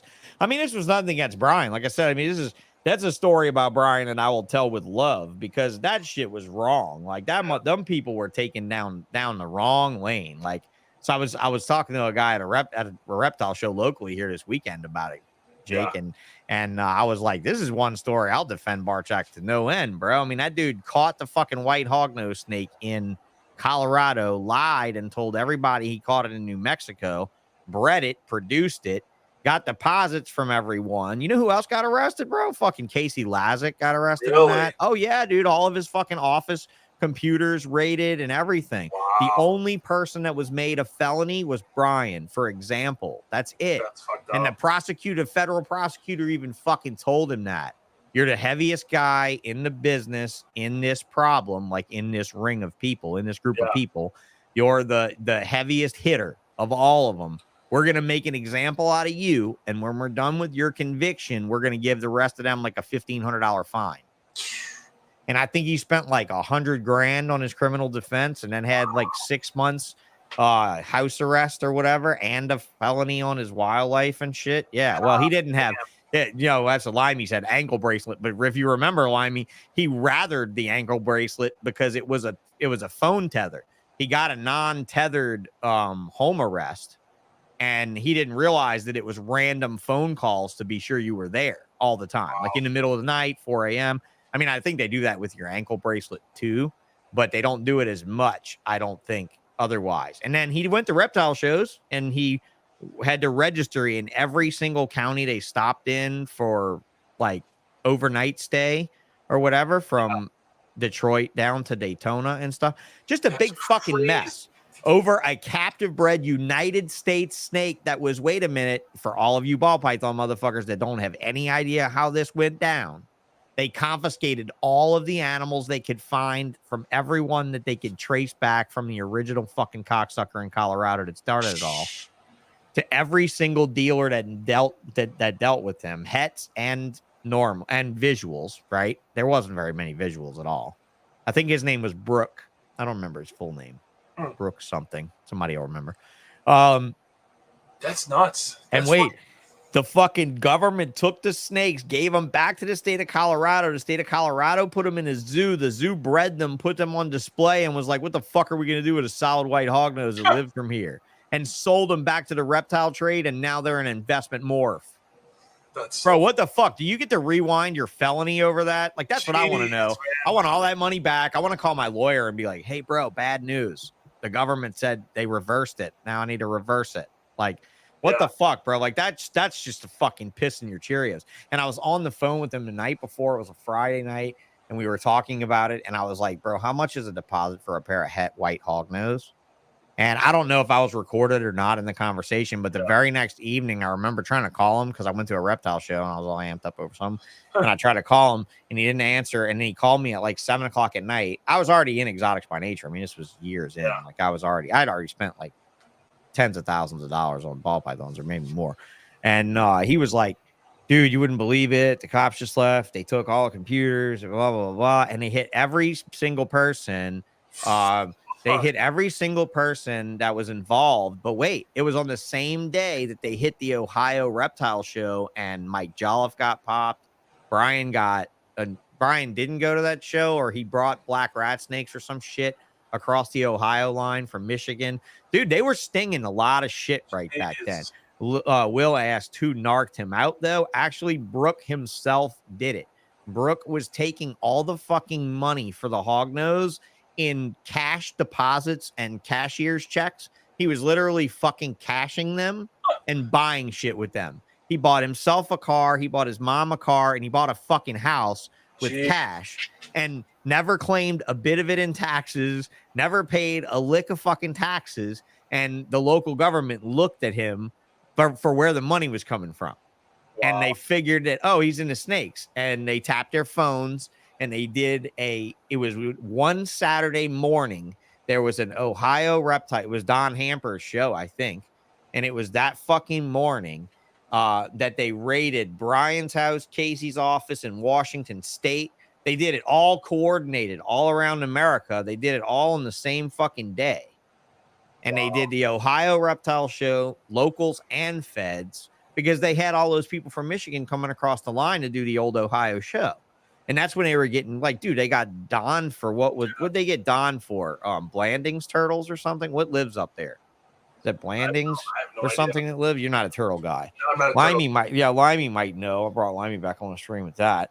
And then the fire and the diamond snake, I was stolen from a zoo, the white snake from Jeremy Stone's snake. But dude, Jeremy Stone and his own sister got popped trying to get onto a fucking cruise ship in South America. I believe it was on the South American side, right? They got popped trying to get onto a cruise ship, posing as a married couple with his sister wearing a fucking fake pregnancy belly. And I wrote online, it's just like a stupid boa breeding Mormon to learn how to smuggle from watching a Jane's Addiction video. That shit. Been caught stealing once when I was 5. You seen that video, right? From back in the day when music videos were videos? Go watch Jane's Addiction, Been Caught Stealing. He goes in a grocery store with a pregnant belly and shoves all the groceries inside in the bathroom and walks out. They must have been watching that, thinking that's how they were going to fucking do it. But yeah, it was turtles he got popped. I just don't remember what species it was that Don got popped, bringing them from Michigan. They lured him into Michigan to buy them, then let him go back to Ohio, and then arranged a sale and completely stung him in a fair. Because there's no, what do you call it? Entrapment, right? There's no entrapment in federal cases. There's just fucking evidence, right? That's it. It's evidence. It's like, we don't need to worry about entrapment. You should have known that was illegal, and you did. But that was the thing with Don, was Don also had a lot of cash at his house too because of the reptile show. And when he got popped, and they got the cash, and then it was, but dude, like, guys, I'm not kidding you. Brian was straight on just the animal thing. And like, he told me, he's like, dude, you don't know how good it felt that they went through every fucking box that I have, and the only problems they found, they took. That's so wild. And I'm like, that's kind of cool in its own way. Like, the way to see the silver lining, right? Yeah. But yeah, over a native North American species that was then released back into the fucking private trade. That would be such a fucking piss in your eye, dude. Oh yeah. Oh, it almost makes me happy he's the biggest YouTuber in reptiles. You know what I mean? Like, things like this make me like get behind Brian and be like, fuck yeah, Brian, I'm glad you're still around. I'm glad you're fucking, because there's somewhere that judge that ruled against you's like, look at this motherfucker. Like, his grandson's like, Dad, Grandpa watched this guy on YouTube, and I want to get a snake because Brian's got a zoo. And he was like, who? And he'd be like, Brian Barchak. I'd even come back from that though. I'd be so mad. Like, I wouldn't even. It'd be hard to even be like, want to get back into it. How did Todd come back from chopping his retics up in a fucking driveway with an axe, bro? I couldn't. There's no fucking way. I bred dogs, and I had a horrible shit happen with dogs. I'm not breeding dogs ever again. Never, not even accidentally. My dog's getting an abortion because I'm pretty sure that wasn't a Roe versus Wade issue. So yeah. Jesus. Did Fish and Wildlife try to confiscate the babies of what? Of the hognose? They took the fucking hognose babies. They took them all. They took as many of them as they could. That was a fucking mess. And close it out with this. I miss Don too. Don Hamper was with Lee Watson, and those guys were the guys that invented reptile shows, because they went to gun shows and knife shows and fishing shows, and they said this could work, and they said, we're gonna fucking do this. And if you see an incredibly afro looking white haired, like, it looks like Shay cuts his hair with a Flowbee. Like, I don't understand how you get your hair to be that length and that white and straight, but Shay Hamper, Don Hamper's son, is now who you will see at reptile shows and stuff if you do see Shay. And yeah, in Don Hamper's closing years, I'm gonna find some of those, Limey, and I'm gonna share them on the show. The sneaky pics he would take and then just give them to you. And you're like, wait a minute, pics give them to you? No, he didn't have your number, Jake. Did you ever have the luxury of seeing Don Hamper? You know who I'm talking about, right? You've seen him. Yes, I've seen him. I've never met him though. And you saw his old ass hobbling around the last few years at his shows, right? Well, the last few years he's been hobbling around. He's been taking a regular picture camera Polaroids. and no, not Polaroids. Regular go to get them developed and bring them to you later with the full intent of giving them to you. Really? And having them like organized by person in order to give them to you. Oh wow! I have a whole stack of them, and most of them are awful, but some of them are great. Actually, Kim and I are in one of them with Phil Goss at an auction in Daytona, presenting puzzles. Actually, when that pair of puzzles went for like $6,000 or $5,500 or whatever it was in Daytona, it was that fucking time. He took a photo of that, and he would hand them to you like he'd say, "Hey, Sean," and he'd bump into me. And he just hand me a couple of like pictures from Target photo booth, right? And I'd look at him and it'd be like me, but it'd be like me from like Cinemax B porn, like looking through the weeds, right? It's like that. Like it's so fucking awesome. And I have them in my safe so that hopefully I never ever use them. But yeah, we'll hook that back around because these nostalgic years, bro. Jake, there's gonna be a day when people are talking about how fucking horrible I am, when I'm trying to be so much better. And I was only horrible for a little tiny bit, but that little tiny bit determined it. But they're going to be talking about you and how giant you were. And they're going to be talking about Mike and how fucking, how men stopped being made when Mike was born. That was it. Mike was the last man through the door, dude. I'm convinced. Mike, you're the youngest man. Fucking serious man. But now Jake is a fully grown man. I'm not gonna lie. I'll say that way. Mike is a man. He's a man. Mike is a fucking concrete slinging, hard hitting dude. I mean, just the story of him breaking his knees. Oh fuck! Did everybody feel that when he told that story? I don't know about you, but I mean, I've broken my back and I fucking could barely even imagine that. I mean, that was fuck. And Mike, thanks again for doing my show, man. Like just coming out and being like, I don't give a fuck. I'm going to do this dude's show. Hell yeah. That's awesome. Love it. So, all right. Corbin wants to know about the 5-year-old female on your MorphMarket page. So I don't know, Corbin, that sounds like a sales pitch, bro. But shoot me a DM. Shoot me a DM. I don't even know. Shoot me a DM sounds good. I mean, I don't mind having a sales pitch. I mean, we're not having a live sale on here, but I did want to go and look at your MorphMarket next though. So let's go pop on over there to the MorphMarket page and see what's up. All right, send him a PM. Toxic masculinity, lizard Jake, bro. This is a jerk. Oh my god, man! You guys are tugging each other off over here. Come on, I'm done. I left the big job. I left the fully grown man thing alone a minute ago. You guys, I love you guys though. But you know what though, Mike? In all fairness, the chat is delayed by like 15 seconds or 20 seconds, so you're all good there. But yeah. RETICS on JK Reptiles, and that's not Justin fucking Kabilka. Do you understand the real reason behind Canova Reptiles, Jake? You understand it, right? It's to make room for you. It's to make room for you. You know, when I started, I was telling Chris, you know, like I kind of used JK Reptiles. It was just a filler. It was just going to be a filler until I came up with a cool name, and I just kind of ran with it and just never did it. And then I remember when Justin was kind of coming up, and I was like, oh, fucking, there's another guy with JK Reptiles, or like shit. And then this was before Justin even was huge. I mean, he had a website. He was bigger than me. And I was like, fuck, there's another guy. Justin's had a website since he bought his first ball python. I know. But I was like, damn, man. I was like, shit. Nothing against Justin, because I had a website since I opened my first store. So it's fine. It was you know, we got to fake it till we make it. We got to do that. It's just funny to think that, now he's like the biggest guy in reptiles right now. It's wild. Well, it's pretty cool, though. Pretty cool that we got the same initials, at least. Well, yeah. Like I said, we have the real JK Reptiles on the Ballsh podcast, you know? No. I mean, I just thought it was funny that I could say that he changed his name to make room for you, you know? Because he was like looking down. He's like, you know, I'm a cool guy. Justin is a wicked nice guy. Yeah, he is. The only thing I ever told Justin in the very end before I left that last Tinley Park was, bro, you've been a good sport. I'm sorry I fuck with you so hard. But the only reason I did it was because nobody else did. That's it. The only reason I ever fucked with you is because nobody else did. And honestly, sold him snakes. I mean, sold him snakes many times over. Can't wait to see what he does with the puzzle stuff he's sitting on forever. I mean, God, he's been sitting on puzzle stuff for a good decade. So I can't wait to see what that motherfucker rips out for that. But yeah, you've been producing amazing retics for a while. People give you the credit for it, you know. Thank you. Oh, it's there, man. Thank you, man. There. So Yeah. So yeah, man, you got to feed those animals though. So you pop on over to buy some snakes. Yeah, pop on over to Jakey's little selection of retics that he feeds, you know, giant collections of giant snakes for. Let's talk about some caging. Can we go back? We got any caging photos on your Instagram we can look at? Should be. There's one of there's a lizard. Yeah, there's a lizard. Yeah. Yoshi. Who's that?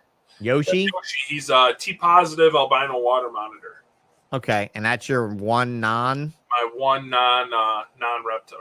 Your one non-retic reptile. I've always liked. Okay. Everything I like is big, right? I like big monitors. My dream is a croc. Croc monitor is my all-time favorite. Yeah. Period. I've wanted one for 20 years. You know, I have a Great Dane puppy. So everything I have is big.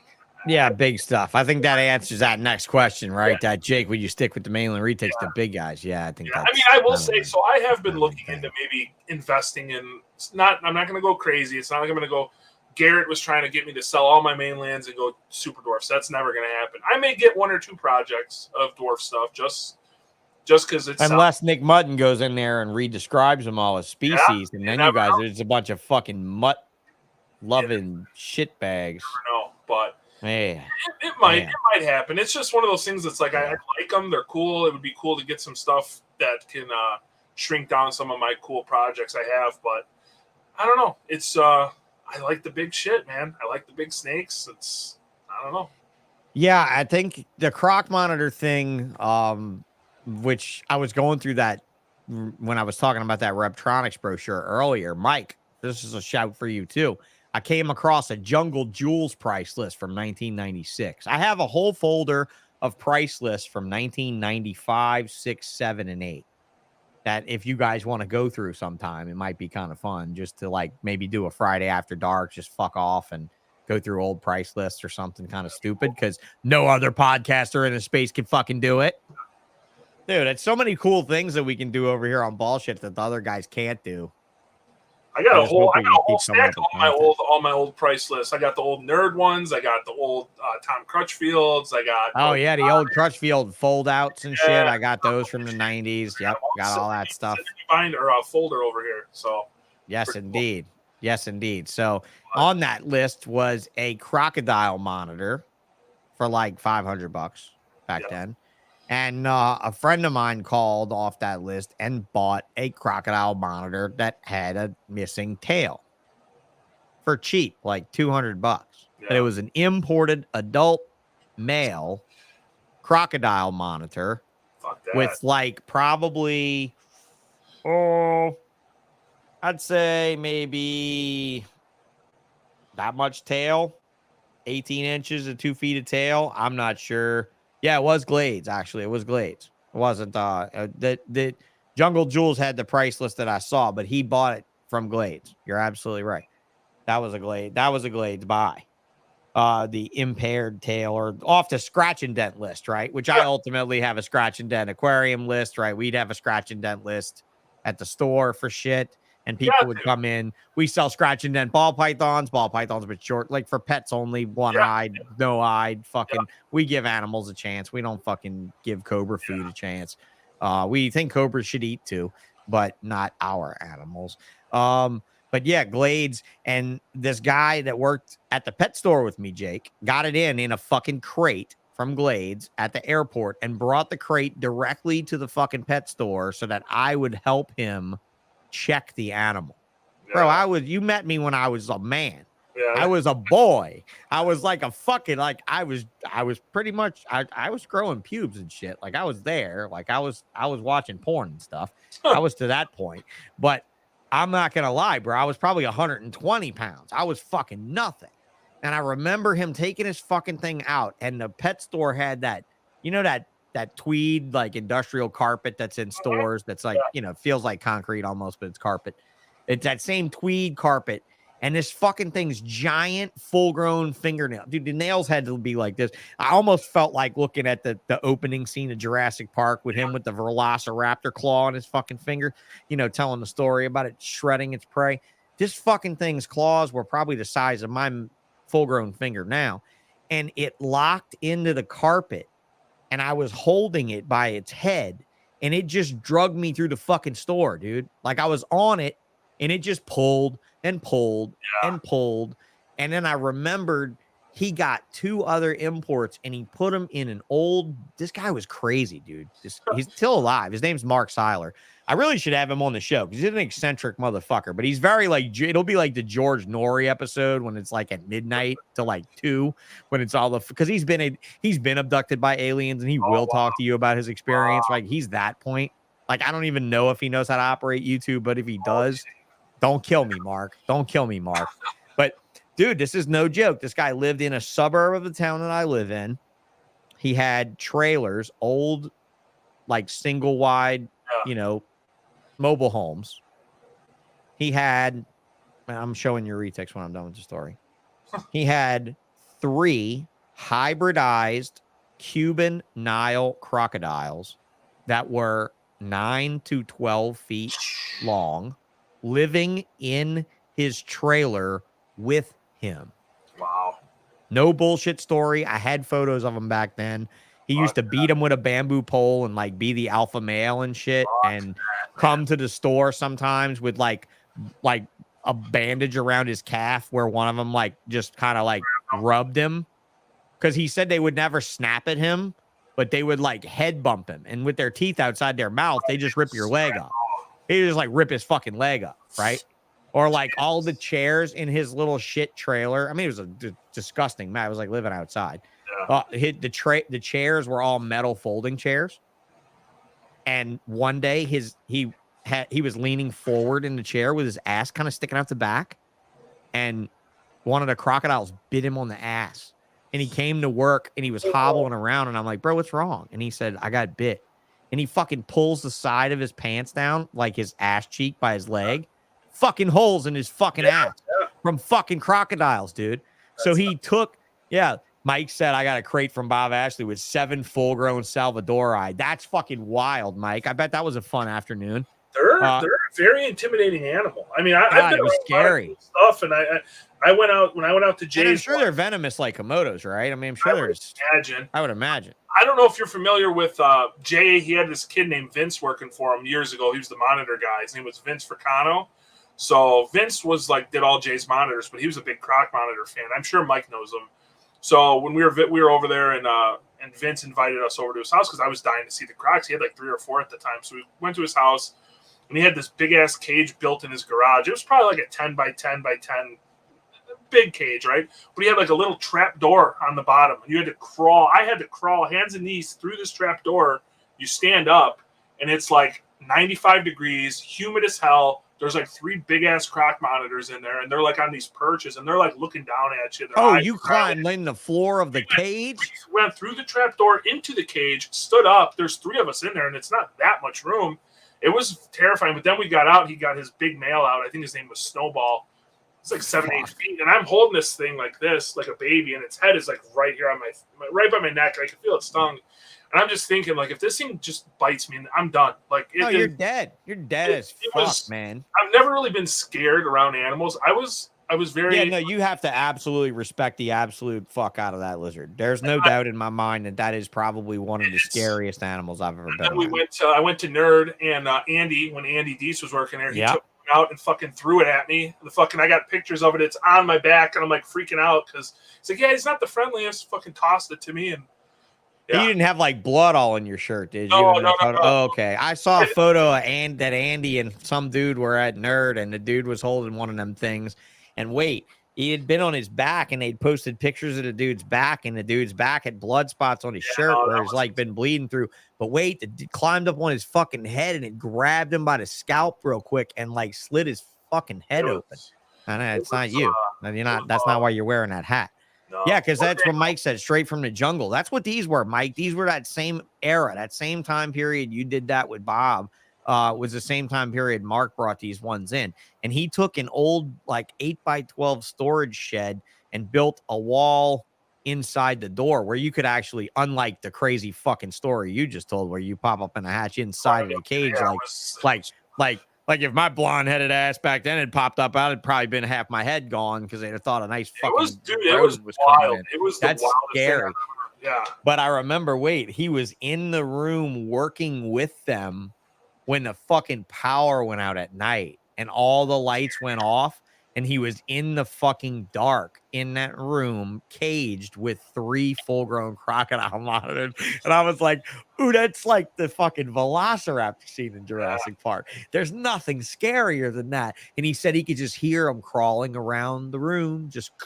That's a little scary. I'm like, fuck that. And then what happened was, what ended up, he moved to Mississippi. He moved out of Louisiana. And when he left, one of the main reasons he left was one of those crocodile monitors got loose, got out of the buildings, went next door into his next door neighbor's greenhouse and was knocking pots over. And the neighbor went out there and reached in there to look.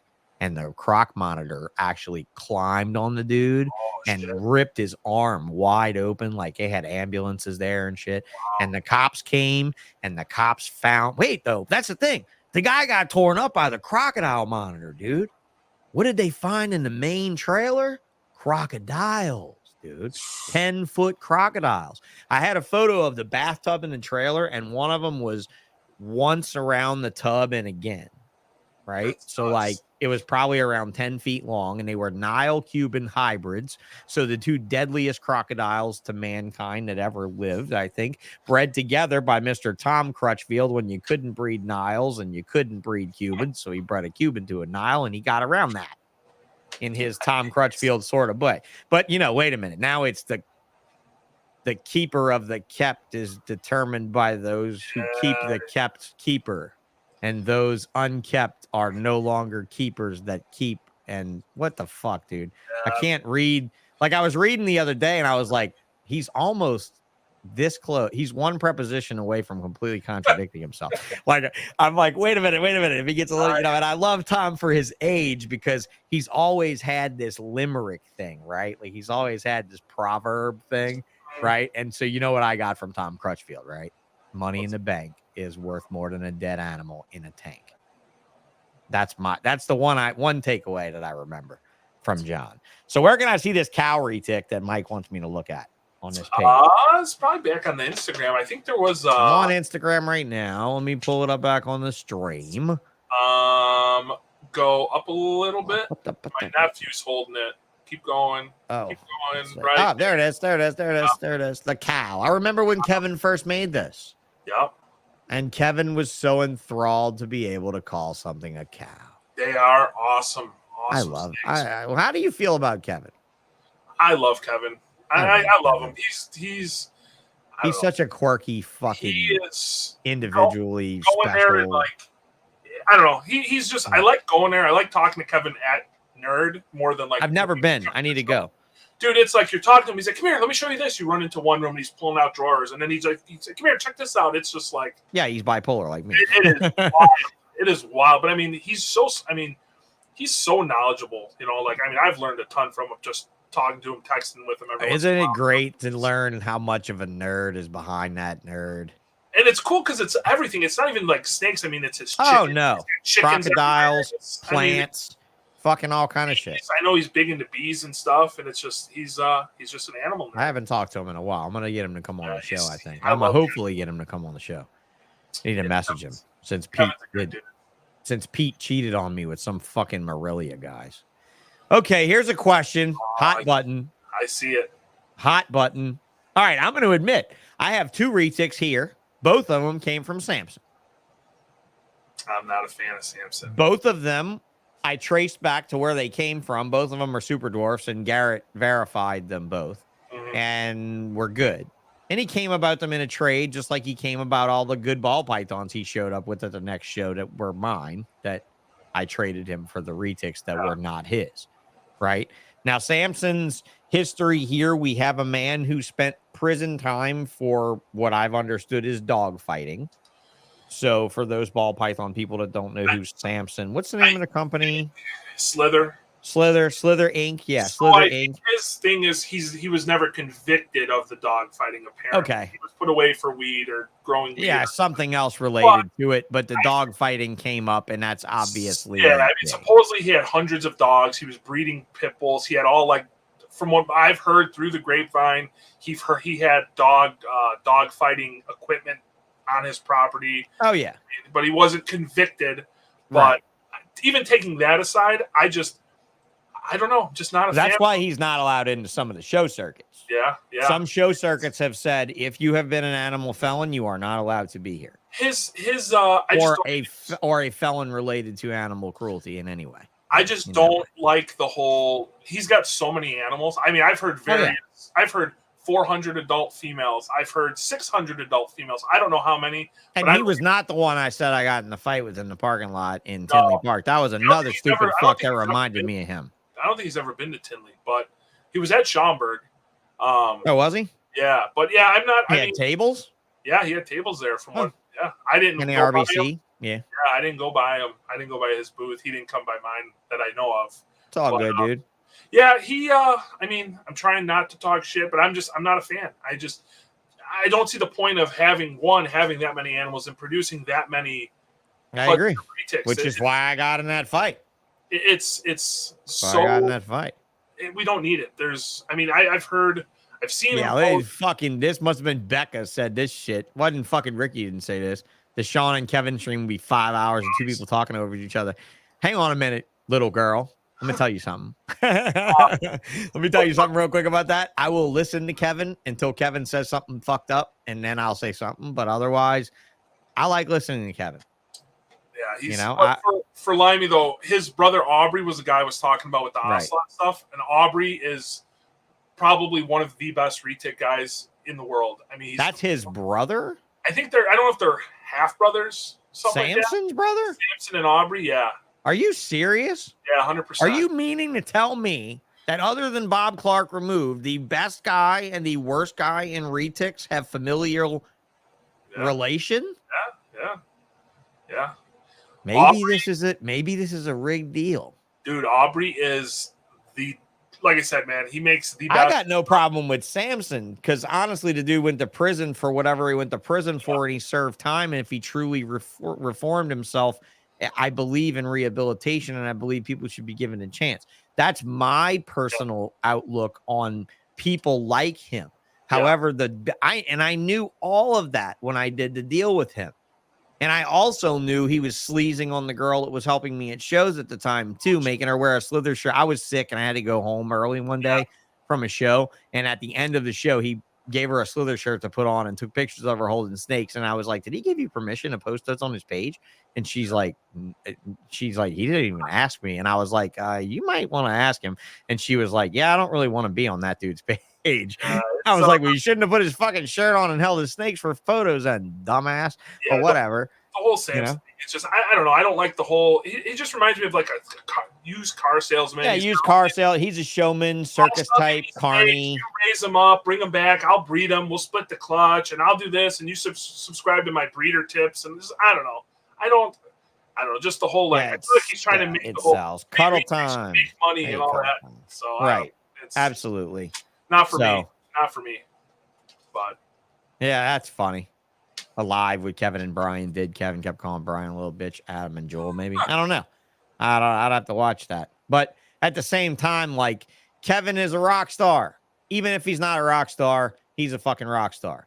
He's got to be that way, and it is that way. Cuddle says, hey, what's up? Hey, what's up? Cuddle time. And Mike says, Cuddle time sent stickers. Everybody who's in this chat that's not Phil Goss, that don't tell Phil Goss about this chat, stickers for Phil, Sean. Stickers for Phil. Look, I'm already ahead of you, bro, even though you sent that.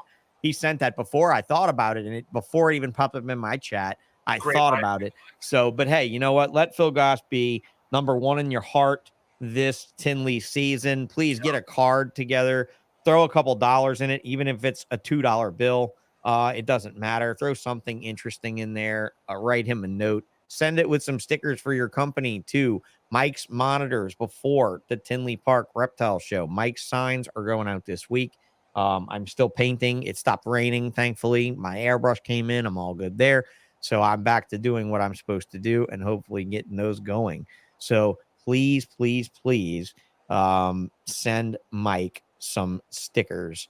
So, oh, Limey, I'm sorry. I forgot to send you Mike's info the other day. Or did I not? I thought I copied and pasted in our chat, but I'll get with you.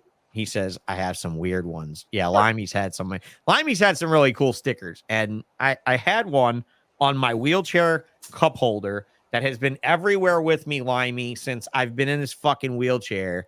This is what's left of your sticker, Limey. Oh, wow. This is what's left of it, bro. And whatever, if I ever get another sticker from you, it'll go over this, but this sticker will never come off of this cup holder. And look, it's the only sticker on the cup holder. There's not even a Ballsh sticker on this cup holder yet. Or somebody else. Does somebody want to sponsor? Does somebody want to sponsor this side of my cup holder? That's so fucking funny because you know what? Now I switched sides, Slimy. Unfortunately, this is the slide closer to me. That's why it's all worn because it's on my side. It's on the left side now. So the right side faces out. Limey might get that spot and somebody else might get the back side. I don't know. But yeah, Limey, I've had that sticker since since I've had this cup holder, since I've had not even this wheelchair. This is a newer wheelchair. That other wheelchair sitting outside in the rain. So yeah, it's good to see Limey still making stickers. I still haven't made a sticker yet. Well, I made Ballsh stickers. But I still haven't made a sticker yet. Jake, you got stickers for JK Reptiles? I literally just got some made just so I can get Did you? Yeah, literally made them last week, I think. I just so I can get them out to Mike. So oh, okay, great. Wonderful. Fuck yeah, absolutely. I don't even I have a whole bin of stickers and I'm sending Mike a whole bunch of them in his box of shit. But yeah, absolutely. Yeah, but buddy. Yeah, man. So let's go back to it. So the cow, I love the cow. Yeah. What is the cow? It's its own gene? No, it's an allelic trait. So it's okay. the phantom stripe and then the orange ghost stripe. But I don't think there's anything like Pardon my ignorance on RETIC genes, bro. I never got into this because I can't fucking handle them. But I don't know if you guys have anything in the ball python. So like orange ghost stripe is a recessive and then phantom is incomplete dominant. So I don't know. Do you guys have anything like that? You do? Okay. What, a recessive that crosses over? Yeah. So it's a recessive. Do we have a recessive on one? Yeah, but that's the thing though. Is it really recessive? Or is it like pied, like Nick said? Pretty recessive. I mean, you might be able to tell some of the heads, but there's some I've seen that look 100% normal for the head orange ghost stripes. Really? So, okay. Yeah, it's pretty wild. But that one actually has golden child in it as well. That cow. Does it? Okay. Yep. Then can you tell it from looking? Yeah. So like, especially as babies, the golden child cows are pure white, like snow white. Oh, okay. Yeah. And they develop this like IMG like. The non-golden childs kind of have a yellowish hue to the the IMG, the most famous fucking name of shit old herpetoculturists everywhere. Oh fuck. Get me started on names that people call all kinds of shit that is and you know it really is fucks with people is the boas, right? Because then you have like IMG boas and they're like, whoa, you know, then it's actually genetic, where it's not just some fucking off the wall thing that just got darker when it got older. You know, when it's really genetic, like the IMG boa, and he actually got to call it IMG. I'm like, dude, don't you? I told Pete the day I was like, what are you gonna call it, bro? The midnight boa or some shit? He's like, no, I'm gonna call it IMG. And I'm like, are you fucking serious? And he said, nah, dude, people have been using that fucking name for so many years and describe so much bullshit that wasn't genetic. They pretty much paved the way for me. I got to run with it. You got to give it to Pete, bro. Marketing wise, he fucking nailed it.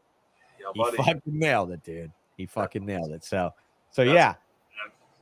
So I see your cages in that background photo. That's a really decent photo of them. So you've basically taken the Vision 8. They're what, 6 foot, 32 front to back, 18 high. Yep. And you've built 2x3. Yep. I use 2x3 just so I have a low ceiling. So just so I could. You basement having motherfuckers, you. Dude, guess what, bro? My basement has an 8-foot ceiling, and it could have a 12-foot ceiling, but I'm too cheap to have bought more wallboard. Well, I'm planning. I want to get a building built or an addition put on my garage. Get this motherfucker. IMG with a heart. Yeah, it's a bad fucking boa. There's no doubt. There's no doubt that that's a bad fucking gene. That is a bad. In a boa that gets nice and big and fat and chunky and shit, that's a bad motherfucker. Could you imagine an IMG boa version of a retic? Is there one that's that fucking black? There's a guy that I don't know what the breeding was, but he made it's solid black. See, I can't get into it. You want me to wreck shit? Get me into this. You know what'll happen, right? I'll invest everything of my life in this, and they'll make it illegal. Oh fuck! I hope not. You don't want me to get into this. So I yeah, like I said, the only two retics I've got is two super dwarf axanthic, two axanthic possible heck T positive super dwarf Anery, yeah, axanthic. Sorry, anery. What the fuck? You're good. Fuck you. I'm a corn snake guy originally. I should know. I should start with the red and not with the yellow. I'm sorry. Retic in the States. I heard actually. I think Samson actually has it. What's that? An axanthic retic. Oh, an axanthic retic. I think he got it from was that Urban Python back in the day up in Canada? Oh yeah, Craig Stewart, right? Not Craig Stewart. Whatever. Yeah, Craig Stewart, because Blake Stewart is the Stewart Designs guy or whatever. Yeah, you get them confused. Correct. That's the other real hot gene in retics. The real yellow one under the pied. If you see it, that's the hypo. That's like what I'm really going to start focusing on. I think this year. The hypo. It's a hypo. Yep, one down. This one. Yep, that one right there. This one. Yep. This guy. The other big hot thing in retics right now is the hypo. Oh, okay. That's two other genes, but yeah, that's a platinum. That's a platinum hypo tiger. Yeah, I had platinum tiger, golden child, all in their first year, pretty much of retail release, and it was incredible, man. I'm not gonna lie. It was fucking awesome. Yeah, they're fun. I will not take care of an animal that weighs as much as me, and I cannot take care of a retic at this point in my physical shape. But I wish I could. You got to definitely be ready for it. You know, like that's what I try to tell people when they come up to me at shows and stuff. Like, if you think you can handle it and you know what you're getting into, I think they're awesome animals. But like, you got to know what you're buying. You got to know. Like, yeah, you got to know what you're buying. I mean, but again, like it's like a Woma python, right? Like they'll follow you around the room with their eyes without moving their head. Sometimes they'll move their head to watch you. Like you can tell the animals actually like working shit out. I mean, again, I'm kind of ripping off on the Velociraptor thing, but you really can kind of see them figuring shit out. Like all mine are all tap trained. Everything's tap trained. You know, I use my hooks, tap them before I pull them out. But I also feed. I feed on the right side of all my enclosures. So okay. Pull anything out very rarely. I shouldn't say I never do, but I don't really pull out snakes from the right side of the enclosure ever. It's always from the left side, or as much as I can, because you can tell from that right side they get a little more like they think, oh, it's food. What's going on? Even after tap training them, so they're so smart. They're so smart compared to so many other snakes. It's nuts for sure. But yeah, I truly enjoy them as a species. I like the couple that I have, even though they're very small. But you know, just everybody knocks them, man. Everybody, it's fucking ridiculous. Well, I knock the genetics of the islands to the mainlands and all that bullshit. Like I can sit here with Nick Mutton all day and knock that. But I mean, look, this is like Nick writing a book. All right, Jake. Like we could take a second here and we could like pick on Nick. All right, because Nick's not here to defend himself. Just like when he writes a book and he can put his fucking words out there and we can't say shit about it because it's a book. We can write notes in our book version of his, but it ain't going to affect anybody else that's got the fucking book, right? But what we can say to Nick is that, you know, in the long run of describing these things as different species, some of that shit's going to be a fucking mess. You're absolutely right about that. But on the same turn, for him to say that what did he keep repeating, the defunct gene thing, whatever he kept saying about the broken defunct genes of ball python. He's like, whatever ball python is the most fucked up is worth the most money if it's genetic, if it's inheritable. And I'm like, well, how is that any different than the hypopied brettle carpet pythons we just looked at? Ball pythons come from a smaller geographic range than a fucking brettles python does, you know, in that case, right? I mean, let's leave it off the table. Like that was a real, like, to get his real raw fucking stigma or his real raw fucking shithead opinion on it, or not shithead, but shit opinion on it, right? Yeah. It's kind of cute. But when I turn it around on him and it's like, what is wrong with the python, bro? It's the same funked up gene. And you tell me piebaldism works the same in everything. And I'm like, well, wait a minute. What about that fucking fucked up ball python shit? I mean, you got piebald carpet pythons, you know, but I mean, I get where you want to be a snob of things in the area. And so, like, in the way of big mainstream retics with all kind of insane color and stuff, you don't really need to be a snob of where they come from. Like, right? No, Like, no. I mean, I get the whole locale, like with the guys with dwarfs, and like you said, the 12.5% turn rate or this or that. I mean, I see the point, and I mean, I do kind of agree with the whole with Nick when you know he was talking about how all these islands could be different subspecies or whatever. But yeah, when I saw the coyotes can't come in and stuff, I was like, these shouldn't be anything. Yeah, yeah. If you took chocolate corn snakes and made them their own fucking species in America, when it's an an overlapping range of corn snakes to Texas rats. I mean, Emery's rat snakes. It's obvious by looking at the fucking snake that it's an intergrade, that it's a long term intergrade. I mean, it's been an intergrade for fucking ever, right? Hundreds, if not thousands of years. But at the same turn, it's like, wow, just ocelots just blows me away, bro. This fucking thing is fine as shit. This thing is. Wait till when they're bigger, I'll have to send you some pictures of it, like some bigger ones. The contrast on a grown animal. Fucking retics are so incredible. It's wild. So that's there you go. It's a great egg picture. There you go, guys. Yeah, that's my little guy. There's a video of your son, and I know it's okay because you put it on Instagram for the whole world because we're proud of our reptile loving children. He likes them, man. My daughter's more into it than my son is, I think. But oh, really? Yeah, there's my bat eater. I know you guys aren't big hybrid guys, but I got a big bat eater female. This one, right? Yep. Yep. Yeah, and what did I see? A bat eater at I think I saw and would you breed it to? I bred it to a retic, so I actually had 3 different retics in with her because I never even saw a lock from her ever. Right. And she ovulated and late 40, like 48 slugs. So I knew it was a long shot, but I love I'm a hybrid guy. I like hybrids. I'm always like hybrids. Hybrid guys that I can get it done. I don't know. I like them, but how'd it turn out? Well, I got 0 fertiles. Not one. Really? Yeah, 40, I think it was 47 or 48. Completely infertile.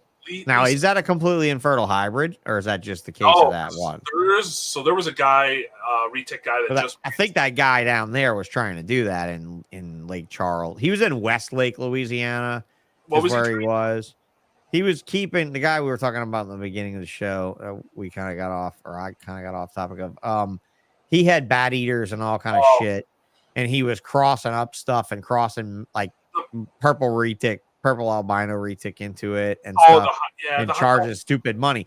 But real quick, to run that story down for everybody, what ended up happening was Wildlife and Fisheries and the cops busted him because his wife, girlfriend, whatever she was, and him were running a Craigslist kitten and puppy adoption agency for food sources for these animals. And when they were in my shop, because I was moving out. This was right about the time that the Burmese Python or the Python Hunter show with Greg Graziani, which, shout out to Greg, being tough and fucking missing my calls and me missing his calls.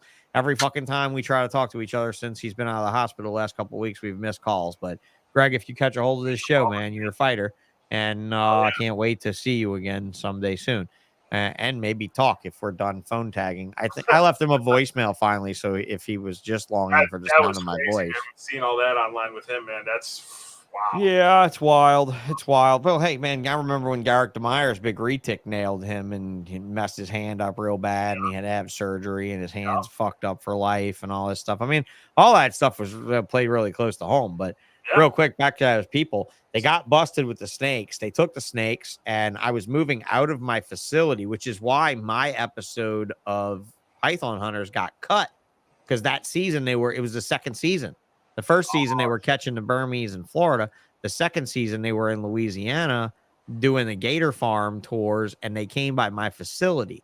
And I was just moving out and into this and the place I'm in now. And it was a mess. My life was a mess. And it did not film well at all. It looked horrible. And I'm so glad Michael Cole actually cut it because Graziani, Cole, and Heflick did the show together. And Heflick and I didn't really get along. But I don't really think Sean got along with them either, though. I think they've all kind of fucked Sean off by now. Or at least the last time I'd heard years ago they did. But Michael Cole had called him and like, fuck, that show was terrible. Cut Sean's part of it out. But my place was empty, Jake, but it was still a heated warehouse, bro. It was still a, reptile ability, had the ability to house reptiles by the tons. And I told the wildlife agents, I said, look, if y'all need a place to put those snakes, I have a heated building in Covington. The veterinarians from LSU that are going to be working with you know where it is. The people that are working the rescue with the snakes know where it is. They had already arranged with Glades with Robbie Kesey. They'd already arranged with Kesey to take them at Glades to house them while they did the court fighting over the thing, because the people were being arrested for all kinds of shit. I mean, I don't know what else it was, but it was all kind of shit, all kind of animal cruelty, all kind of heinous shit. Because, I'm literally got Burmese in my facility crapping out like golden fur turds, like from like tabby cats, from just like orange tabbies, black cat hair fur and shit. Like, dude, so awful, fucking heinous motherfuckers that were doing this shit, right? It was awful. And so they brought all the snakes to my place, and the snakes were all fucked up, dude. The snakes were all fucking respiratory infection and shit, scars and scabs and abscesses and shit. So they brought them in just tubs with lids on them, taped up, and just let them sit in there for like 2 days in the warm until Robbie could come over in his van and pick them up. And Robbie was like, bro, you don't want to rent this place still? And just fill it with cages and do it on the stage. Well, Robbie, right? Like, I don't know if you know Robbie, but if you know Robbie, right? Robbie's like, bro, let the state pay for it. And I'm like, Robbie, you make that money, bro. I don't want to deal with none of this bullshit. Because my luck, these motherfuckers will get out of jail and they'll want to come looking for their shit and looking for the money I made off their shit. And I don't need none of that in my life. Get that shit out of here. And dude, that's like where the state of Louisiana really took a fucking hard look at constrictors again, was after that fucking situation. And that dude was on Fauna Classifieds for years with a .com website for years, trying to sell those fucking hybrid weird shit snakes for $15,000-$20,000. So wait, wherein is this? You tell me, if this fucking thing would have bred to a retic and it would have laid fertile eggs, how would you feel about that? Be honest, since it all struck out and it didn't happen. I'd be. I would love to make them. I mean, the thing is it's super rare for it to happen to even get fertile eggs. There was one guy this year that did it, and I mean, he's been trying for like 10 years, and he finally got a decent clutch of, I don't know how many, maybe 10 or 12 babies. But they are so insane looking. Like, I mean, they look. I'd have to send you some pictures. They are the wildest looking snakes I've ever I'm sure they're the wildest looking snakes ever. So, are they the wildest looking snakes ever? You can absolutely always tell that they're hybrids, no matter how many times you can breed them to a retic. 100%. You would look at these. You'd be like, oh no. I know. Looking at these, I'm not talking about these. I'm talking about the dilution of these. You mean that's the one noise that I can make a sound out of. That's the one noise I can do this out of. I can make a fucking soundboard out of. Jake Klotz just going, Are you talking a retic back to a bat eater, you're saying? Yes, or what? I'm talking a retic back to a bat, and then a retic back to that retic, and a retic back to that retic. As far as I know, the most it's ever done was a retic back to a bat eater. So you're looking at 75% retic, 25% berm. Which in that turn would make it jump. Let's say make it possibly easier to reproduce because you're breeding a more prolific species back into it that you are very honed at breeding. But I don't believe anyone's done it further than that. But I will say the 75% they call them the jungle retic. Yeah, jungle retic. They don't look like retics. They don't look like retics. So if we listen to that spiel I went about that snake that was that 4 or 5-way hybrid on that last show or whatever. Yeah. Bro, I gotta say, it's their responsibility. Like, as many times as I'd want to throw an Angolan python with a ball python, I gotta be honest, when Kevin did the Woma ball, I tried. Yes. The wall python. I tried. I'll admit it on air. I'll admit it live. Because I'm always fucking with people.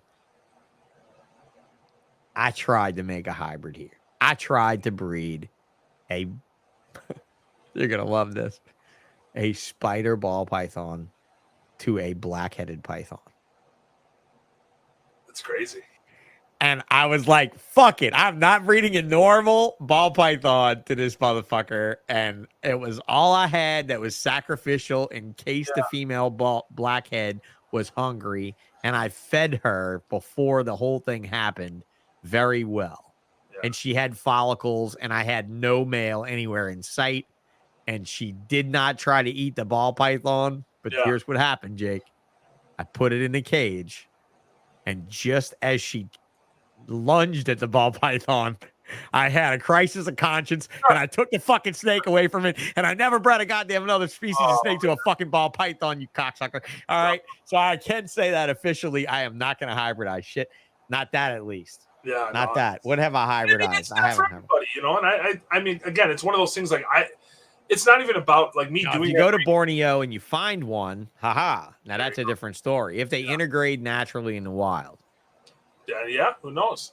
And I mean, it was one of those things where it's not like I'm breeding them to sell them to make tens of thousands. No. I know that. I know that. You're not for my personal, because I want to see what I want to see what they look like, you know. Right. And dude, like I said on the Mutton episode, I geeked out with Frankenstein, Dr. Frankenstein himself, Kev Nerd, Kevin McCurley, the evil morph god of all pythons. That was my geek. So we're looking at carpandros and walls, and we're like, fuck it, let's breed a carpandro to a wall. What if we bred a ring python to it? What if this was us bored at a show one time? Have you seen those Timor retic crosses? You ever see those? Yes. They're my crazy. God, that is an insane hybrid. Oh, fuck, I'd own that. All right, I'd own that. They're Guilty. 2 hours and 5 minutes into me being a fucking sinner. They're but neat. Hey, one day I'll be like you and I'll be a winner. Yeah. So yeah, bro. There it is. Yes, sir. Yep. Going through it. So yeah, dude, check him out on Instagram, JK Reptiles. I love talking to you, bro. I'm glad you came on this show. I'm glad you were excited. Look at this not small guy in this very low ceiling basement. That's a eater. She's I don't know, she's probably 12, 13 feet in that picture. Right. And look how lean it is. I love the body weight of this snake to live in a 6-foot cage and look good like this. Yeah. Now, what do you use as a substrate? Use a white paper, like butcher paper? Unprinted newspaper. Just unprinted white, unprinted newspaper. Okay. I get it from Uline. Didn't mean a mouse over that. That's all right. Whoever that was. US Arc Silver member. Thank you very much. There's that business card. That's always good. Yes, sir. Yep. Yes, indeed. Trying, man. Yeah, you're working hard. You're doing a job. You're making some really sexy snakes. Wow, that's really nice. Thank you. Yeah, that's really nice. That's a Mochino Anthrax Sunfire. That's a cool. Wow. That's a cool snake. That's really incredible. So I actually got in the incubator. I should have some world first ones. So there's Mochino and Orange Glow. They're both allelic traits with the Clark albino. So I should have the first Orange Glow Anthrax stuff hatching here in beginning of November. Fingers crossed. That sounds incredible. I'm excited for those. But, sounds gorgeous, man. There's so many nice retics out there, guys. I mean, I really, truly hope we can keep working with US Arc and fighting for species like this to stay in captivity. Please, if you watch this show, if you come across any of our rantings and ravings, it's really important that you understand that we love animals. We don't not like animals. This is a public YouTube show, and I'm now alive with my opinions to the world, Jake. How does that feel? How'd that feel to start that RETIC radio show? I mean, I was nervous, but I was excited, and I'm glad I took the jump and did it, just to kind of, again, my opinions on stuff, and I get asked questions constantly, so I figure what better way to kind of get my opinions out there, minus Facebook and Instagram and stuff, and actually hear my voice and see me than do a live podcast. So it's that's incredible. And look, we end up with followers like Will's Hella Heat, who says if my ass has to go to McDonald's and steal Wi-Fi Friday, I will be here, because he's moving.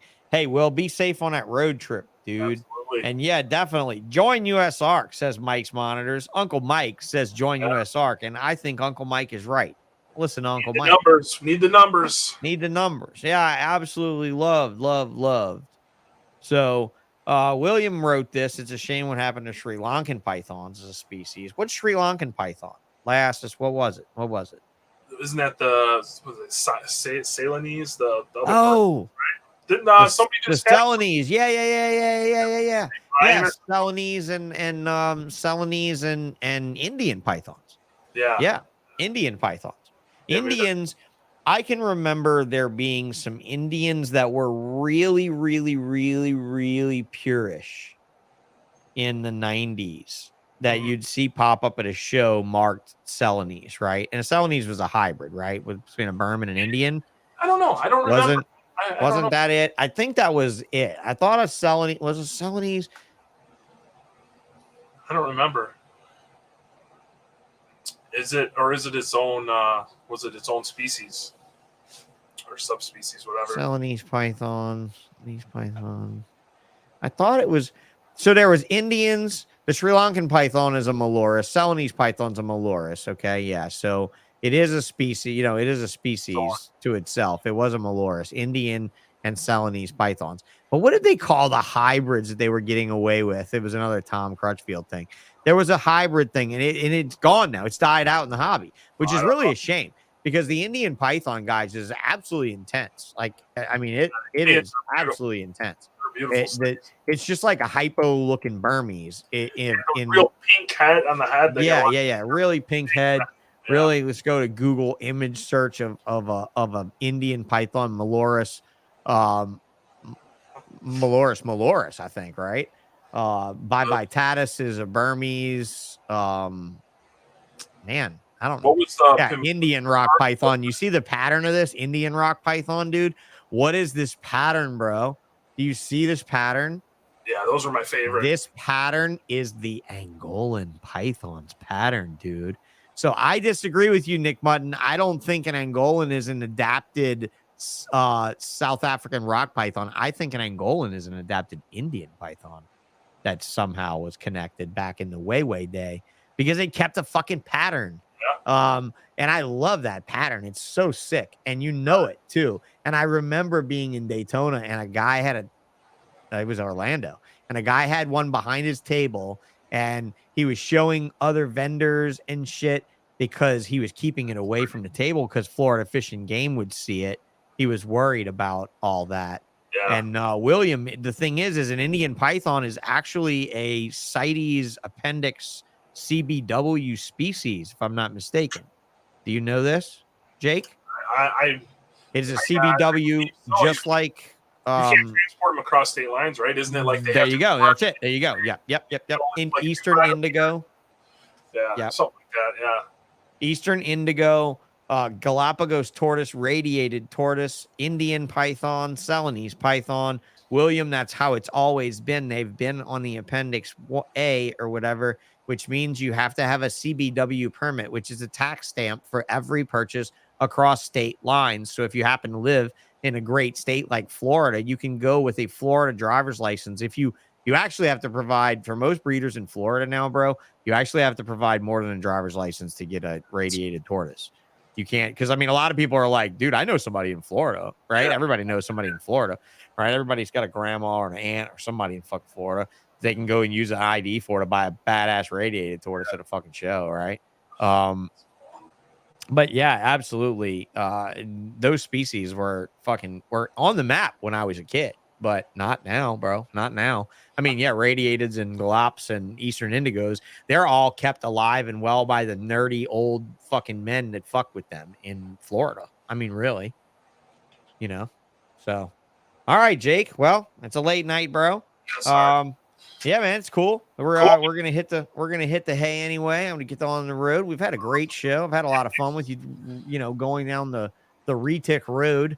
Yes, and I appreciate you having me on, man. It was a good time. Yeah, I hope you've had fun. And I know I've just started this YouTube show, but I'm kind of an OG in the podcasting thing. Yeah. If I can help you with your RETIC Radio podcast, I'd love to help you out anytime you need any information. Yep. If you need tech info or gear advice on what gear to buy that works good, I love these Sony MDR headphones. These are the best fucking headphones ever for podcasting and editing. But yeah, man, I'm happy to help you out. So everybody, fucking right. Thanks a lot, Jake Klotz, for Thank you. doing the Ballsh podcast. JK Reptiles, everywhere you can go and find shit online. JK Have a good night, Reptiles. guys. Yeah. Oh, dude, Gilly, I'm not coming to Arlington. I can't come to Arlington this weekend. I had a herp show in New Orleans this weekend, and we did awfully bad. We are doing awfully bad right now. So, not the time. I couldn't get a table anyway, so it's not the time to come and burn money when I can't make money. So, next weekend, I will not be in Arlington, unfortunately. I don't think I'll be in Tinley unless something shines on me between now and then, which doesn't look too shiny. But Jake, have a good Tinley. Thanks, buddy. Appreciate it. All man. right. Have a good season. Thank I'll you. check back with you around the bend, and we'll do another off-topic Tuesday on something else other than RETICS. Yeah, buddy. Yeah. Thanks Thank a you. lot, bro. Thanks, guys. Have a good night. Hang tight with me for just a few minutes. All right. Sounds good, yeah. All right. All right, everybody. Well, that was it. Bad motherfucker. Love that dude. Absolutely great. Killer. Williams says, no, they're definitely closely related to South African rock pythons. I'll show you a picture and I'll change your mind. Thank you, William, for doing that. I don't peruse this stuff very much, but I know the species, and absolutely, for sure, I could see it. But in these patterns and some of these Selenies that I saw, man, they just kills me how much some of that color and everything comes in. So yeah, man, I've really enjoyed tonight. I hope you guys enjoyed it. Thank you a lot, Aaron. You take care. Gilly, sorry I won't be there. Sorry to make you sad. Oh well, it happens. Most of you guys, you hear enough of me now twice a week. Why do you really need more? Why do you really need more than this? You don't need me to go to a show. When you want to buy me a drink, I don't need a drink. My nose gets stuffy after I chat this long. You can hear it in the recording. It gets like stuffier and as I go through the podcast, as it's weird. I have to work on that. But yeah, sorry guys. Thanks a lot, Will. I really appreciate it. Corey, thank you a lot for that. And everybody else that tuned in tonight and that's watching this after the fact, not live.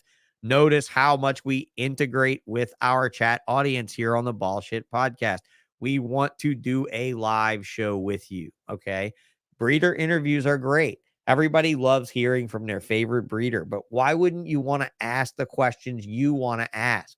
Not instead browbeat guys like me a week after we spent 3 hours editing a 1.5 to 2 hour, maybe 5 hours, editing a 2.5 hour episode, right?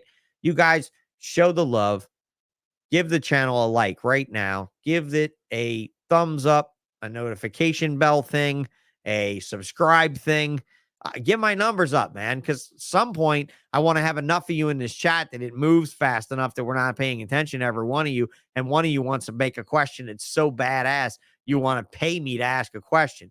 And that's pretty fucking awesome because I have spent a lot of money on this broadcast. I'm not paywalling any content. Any extra content you get, like when I get off right now to go and chat with this dude on the side, any of that extra content, you're missing out. Look, Will said it right here. All y'all haven't listened on Spotify or your other sources. You're missing out on the extras.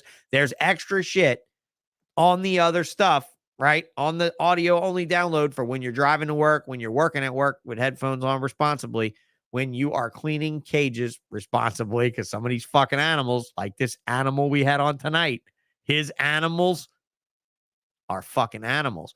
And you got to pay attention. So listen, don't watch to the audio. It's free. It's not paywalled. And if you really want to help me, go to patreon.com/BALLSHT and get on the subscription list for my Patreon page. Because I am brainstorming things to paywall. And they will be valuable things to paywall.